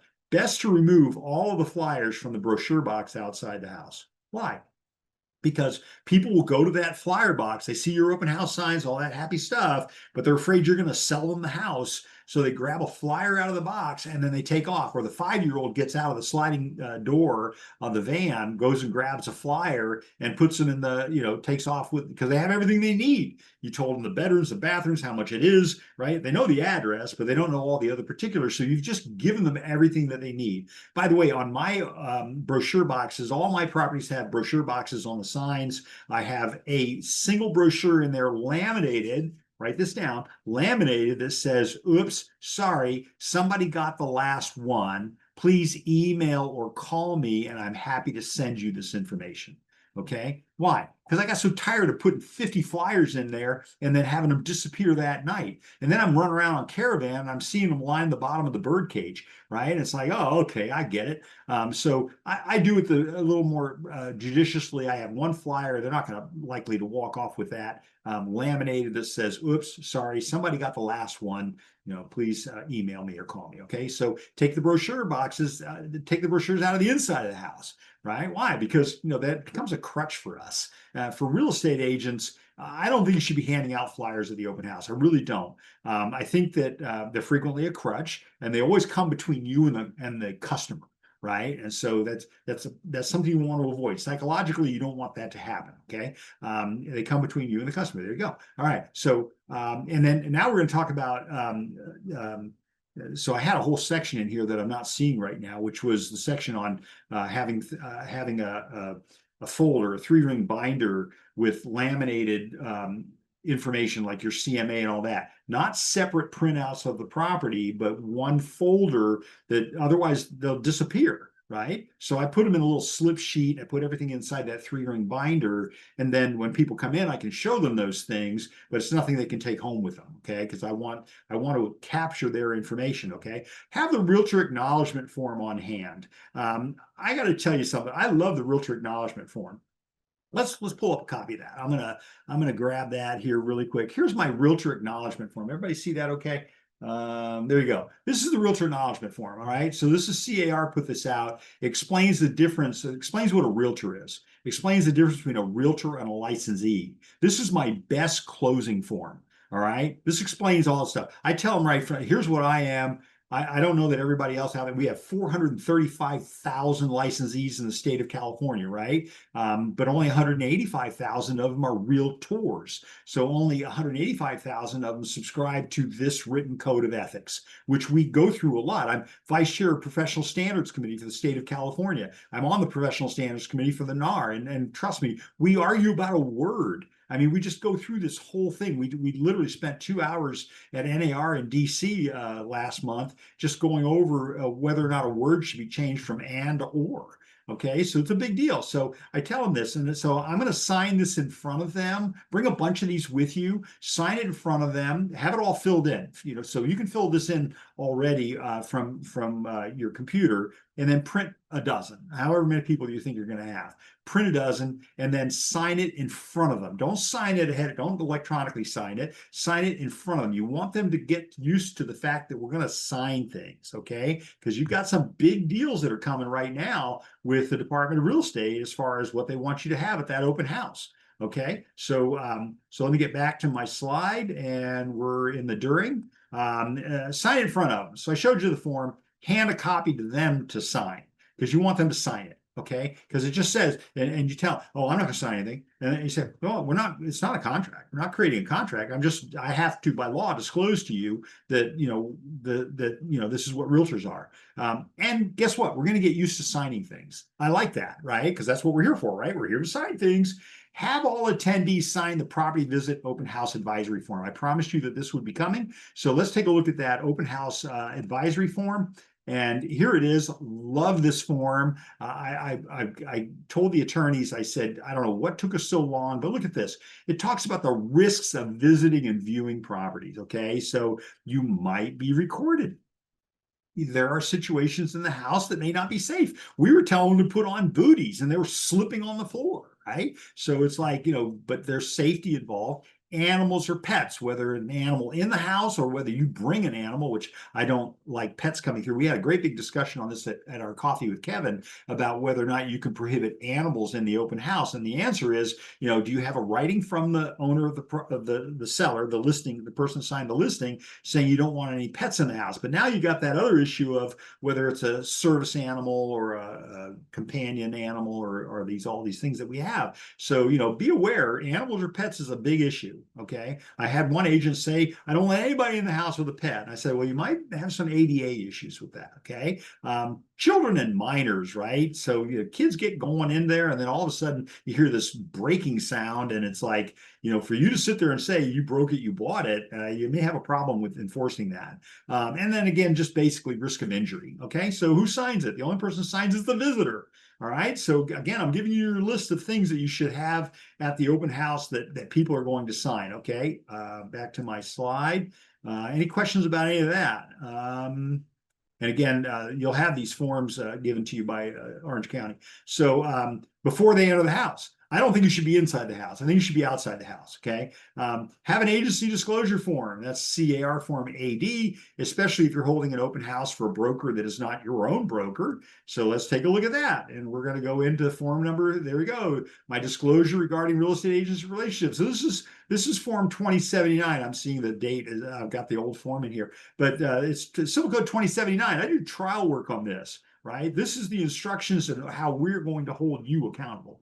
Okay, so you need to be aware of that form and what it does. Okay, all right. So scrolling through to the next one, complete it in advance again, right? Because you're going to sign it first and then you're going to give it to them to sign. You want to keep a copy of the signature and then you've given them a copy with your signature as well. Okay, so again, you're printing at least a dozen of these. Okay, and you want to make it look official. You want to make it look like this is a production.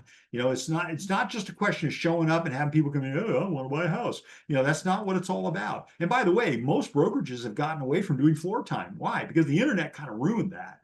But you're not going to ruin the look at the house, touch, feel it right there. And that's why open houses are still so successful. Okay, give them a copy right there. All right, pushback. What? When they say to me, well, I'm not going to sign that. And so your response to that is, I'm sorry, California law requires that we disclose the concept of agency. Okay, so that is, this is concept is disclosed up front before we start having any substantive conversation. We confirm agency later in paragraph 2B of the purchase agreement. Okay. Sorry, I got the 3-year-old up from the nap. All right. It does not create a contract between us. You want to say that. You want to say this isn't a contract. It says it right at the top of the form. This is a disclosure. Okay. That's all it is. It doesn't bind you to me. It just means I need to be able to document the fact that I told you. Okay. So it does not mean that I'm your agent. All right. All right. But you're having them sign things, right? Okay. Always ask the question. Okay, do you have a buyer representation agreement with another broker? DRE changed their code of ethics back in January of 2008 to require that you as a real estate agent ask, well, as a realtor, right? Because it doesn't apply to other people. But do you have a buyer representation agreement with another broker? Why? Because you don't want to interfere with a contract somebody might have with somebody else. Okay, so DRE and NAR code of ethics require me to ask, and that's where you're going to get this from. You're starting to sound more and more professional every single day. Okay, everybody good? All right, so let me buyer representation agreement. So here's my buyer. Did I get that right? Nope. Can you see it?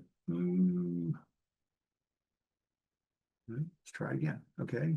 Here we go. And so buyer representation agreement. Why isn't it slipping the slides on there?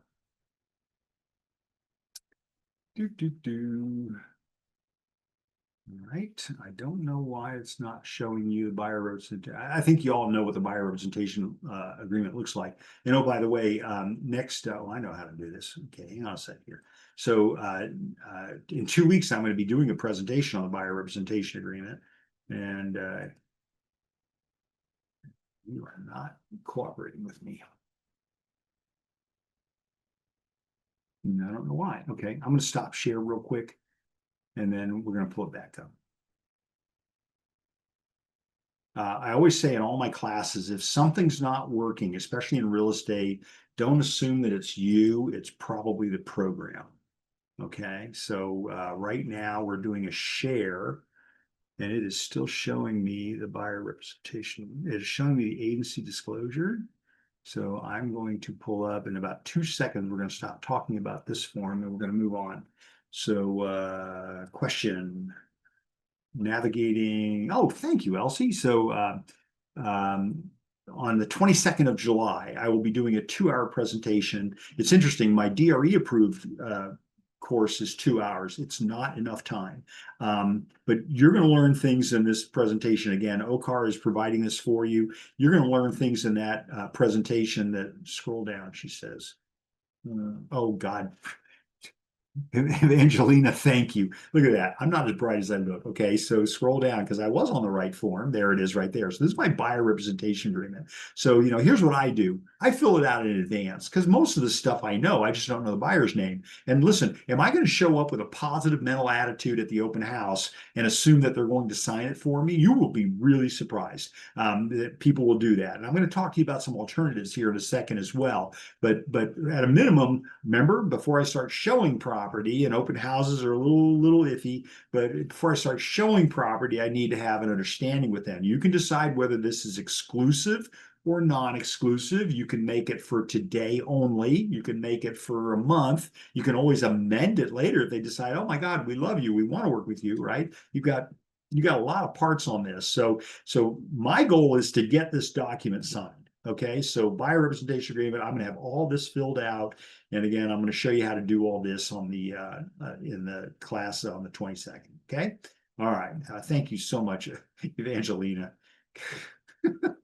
And like I said, I always tell people I'm not as bright as I look, so it's okay. But thank you so much for that. So okay, so let's go into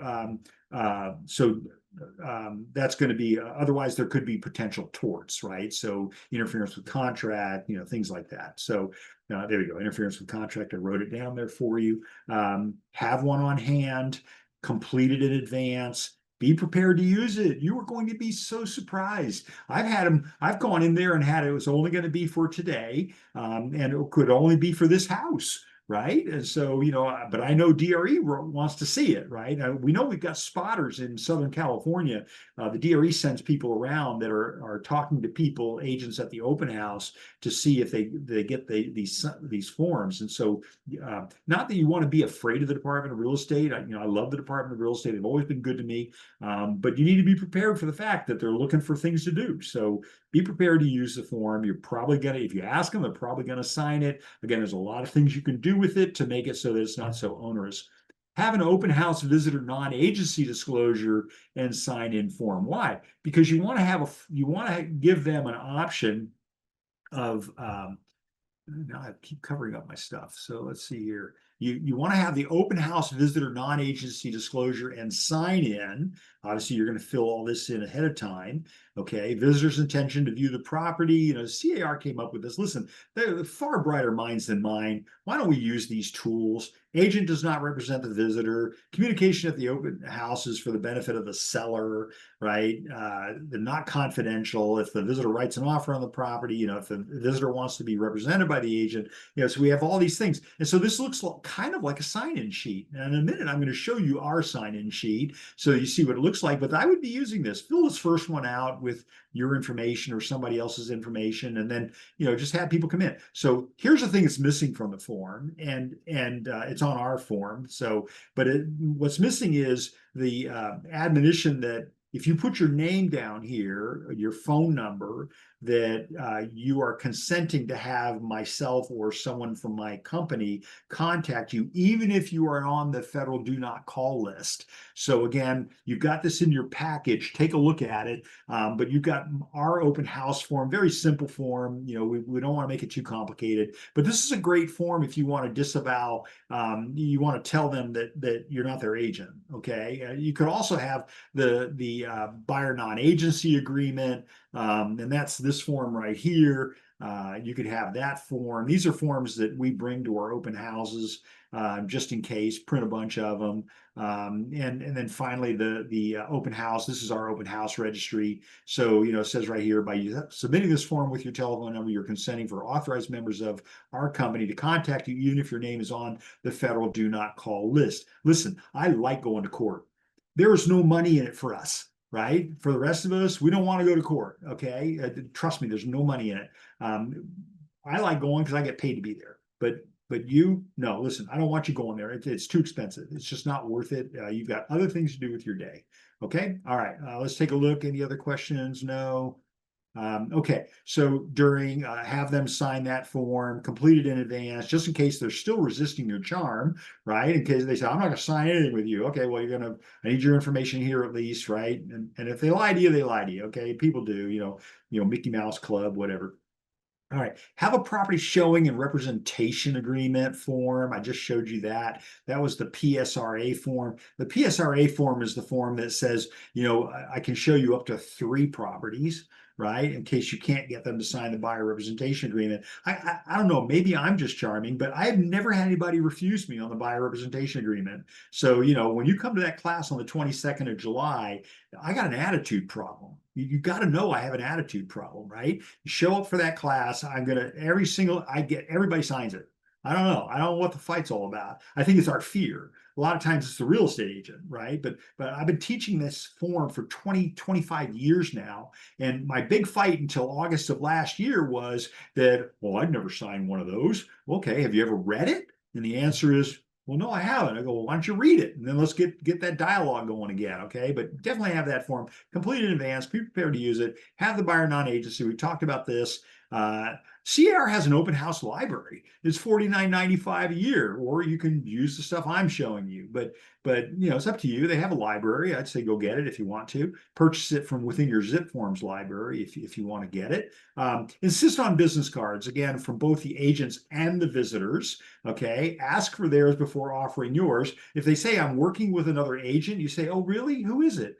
I'm very active in the real estate community. I probably know who they are. And if they can't come up with a name, half the time they'll come up and they'll say, okay, I don't have another agent, but Aaliyah, what time is the class on July 22nd? 10 o'clock, same as this, 10 to 12.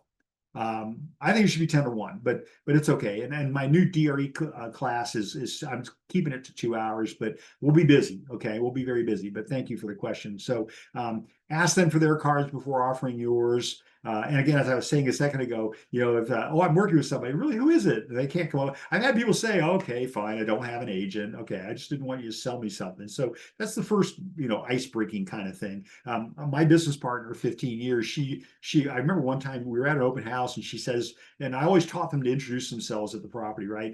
Offer your first name and your last name. Okay, so hi, my name is, in her case, Terry Kahn. And then they would sit there and she would look at him and she would say, and your name is? And I'm thinking, oh, here we go. This is the gal voted the quietest girl in her high school. And so she said, and your name is? And they would say, I'd really rather not tell you. And so, her response, to this day, I'm dying. I'm laughing so hard. She says, can I buy a vow? Well, that was the icebreaker, right? They heard that, can I buy a vowel? They go, okay, that was kind of stupid. My name is, this and that. Okay. But you always give them a first and last name because you want to get a first and last name back again. How do I register for that?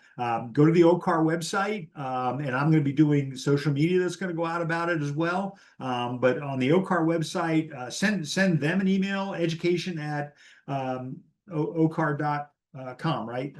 ocar.com, and or you send me an email, and I'm happy to give this all to you. They've got great classes at Orange County, folks.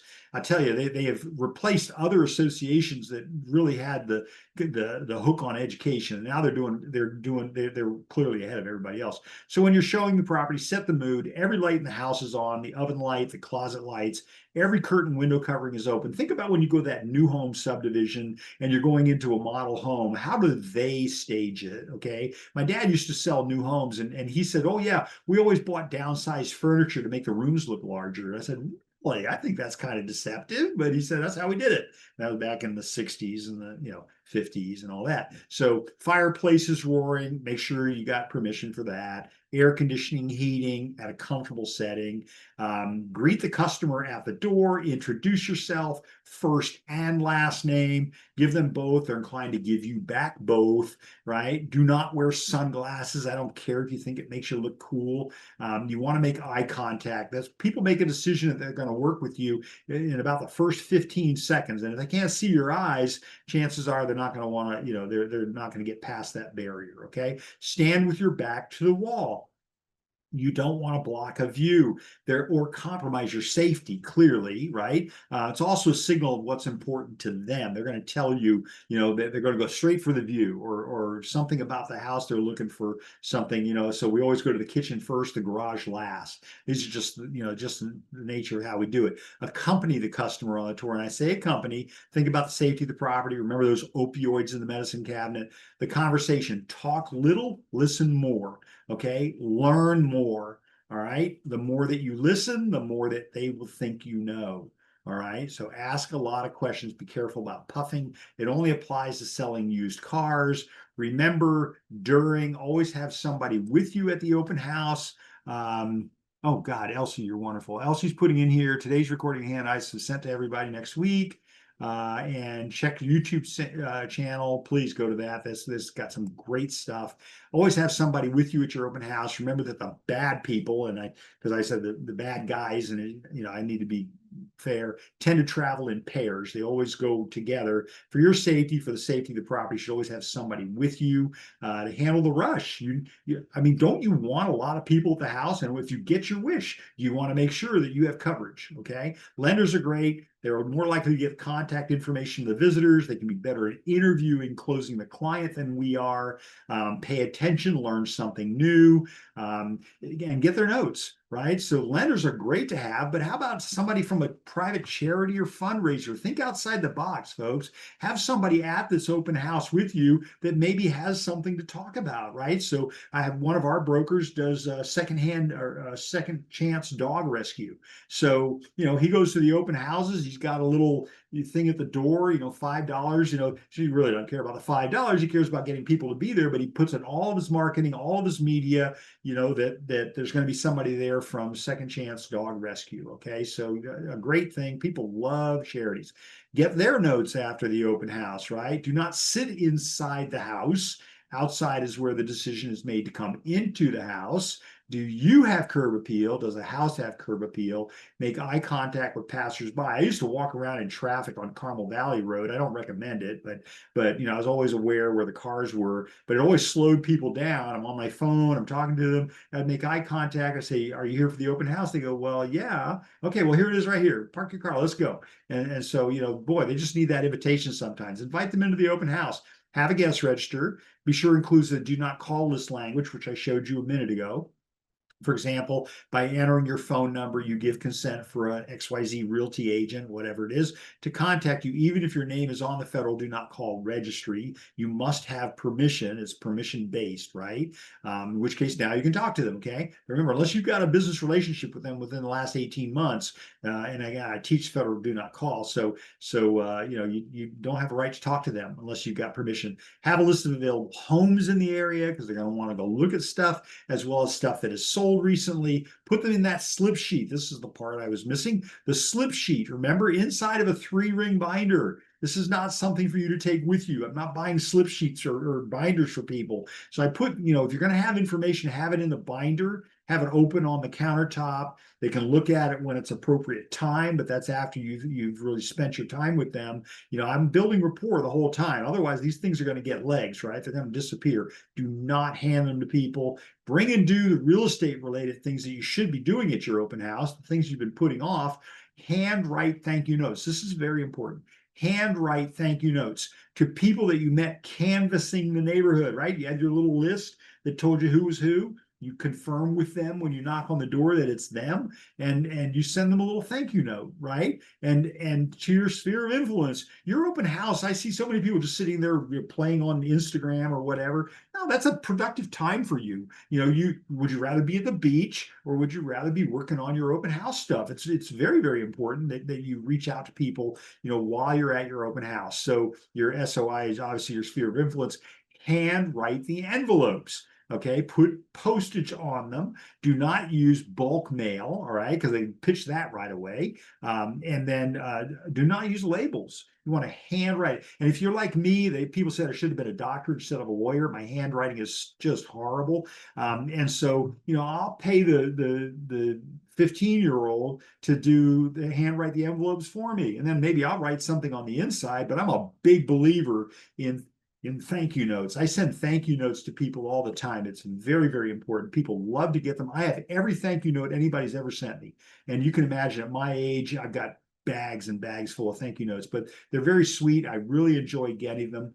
And so do other people. Okay. Everybody good on that? Let's talk about dialing for dollars. Call everybody that you know. We're in the open house. Call everybody you know. I'm telling you, I'm giving you things. You are not going to have time to do all these things rather than what am I going to do? I'm wasting time at this open house. No, no, no, no, no. If you're preparing for it properly, you're not going to have any free time. Okay. It's just an excuse to call for a brief conversation. Remember your sphere of influence. Now is a good time to catch up and invite them to the open house. Okay. I haven't spoken with you in a while. I just had a moment to catch up. This is Brian Buffini stuff, right? And it's like, call him up, just say hi. I only have a couple of minutes. And then, of course, you're tired of the conversation. You know, somebody's coming in, I got to go, but I'll talk to you later. Okay. So you want to touch base with them. So there we go. Brian Buffini's pop bys. Remind people what you do for a living. I think too many of us are secret agents, right? I just was on a talk in yesterday in Virginia where the lead instructor for this company asked me to come in and talk about that. We're all secret agents. I said before, you have your logo.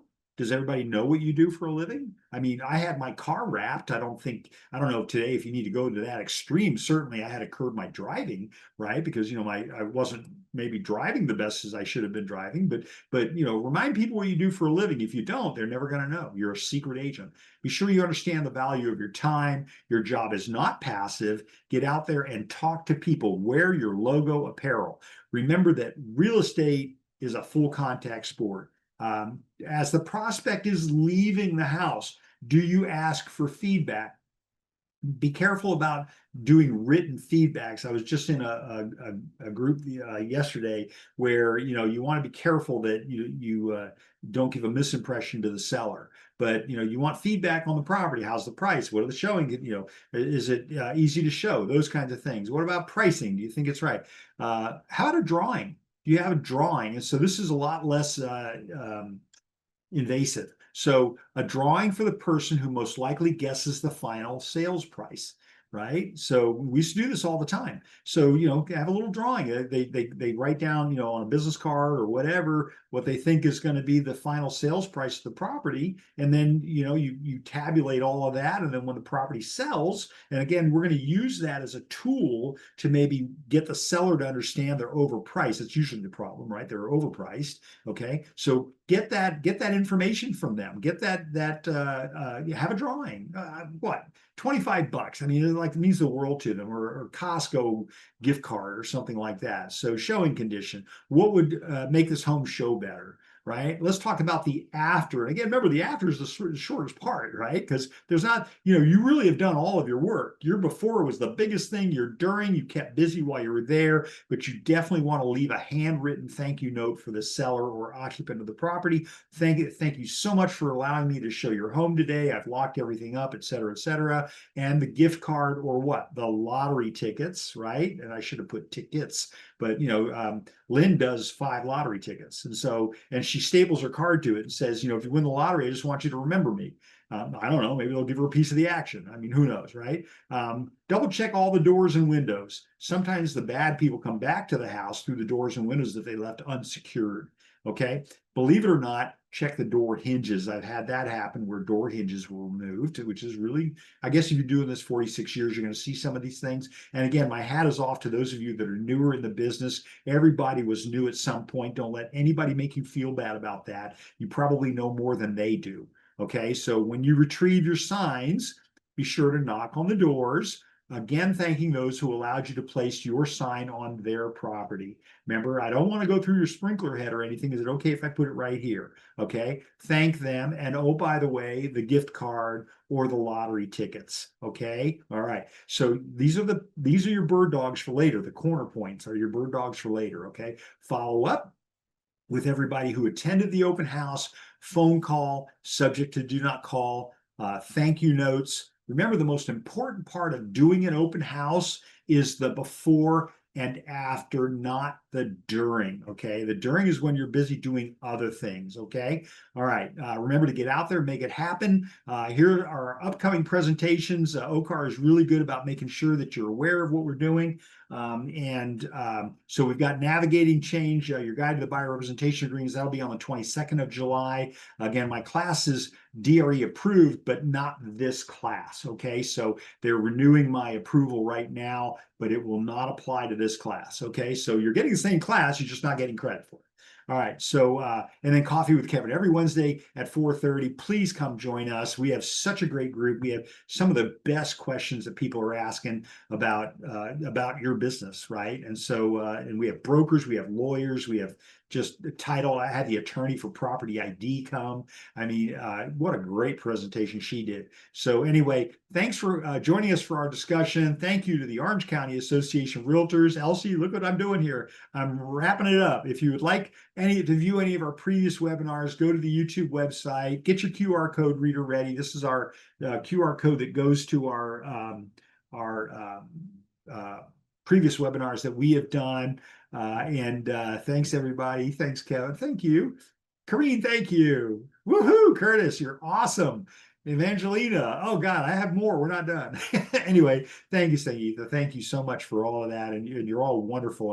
I'm so good. Very first one. I hope you remember, and please say something nice. If you didn't like the webinar, then remember my name is Mike Ferry. Okay, but if you love the webinar, Kevin Burt, make sure everybody knows. Please fill out the your thoughts on it. But I always like picking on Mike Ferry.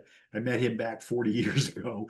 Anyway, interesting character. So there's your QR code. I left it up there for a little bit. You can also go to @Burke Real Estate Consultants Inc. That's our YouTube website. Please remember to like and subscribe. You have anything else you want us to talk about, please let OCAR know. Let them know. Listen, Kevin was great. He's such a source of information. We want to see more stuff, okay? That's my shameless plug. I know they'll delete this out of there. But anyway, let me know how I can help. I do have a newsletter. It goes out once a week, only once a week. I don't know how to sell your email address to other people. So, I got other things to do, but you have to ask to be subscribed. So if you don't ask, I don't put you on it. I intentionally don't do that. So it's an opt-in only. Let's see, questions. Oh, good, survey. Okay, good. Make sure I get the survey too. Thanks to everybody. I got one. What's this? Thank you again to Orange County for allowing me to be here today. I'm very excited. I got it done exactly on time. It's noon. I hope you all have a wonderful day today, a wonderful weekend, and thank you. I so appreciate your time. I hope you found it to be valuable, and please let me know anything I can do to help you. Pamela, thank you. Thank you for your comment. And so thank you, everybody. Have a great day today. Take care for now.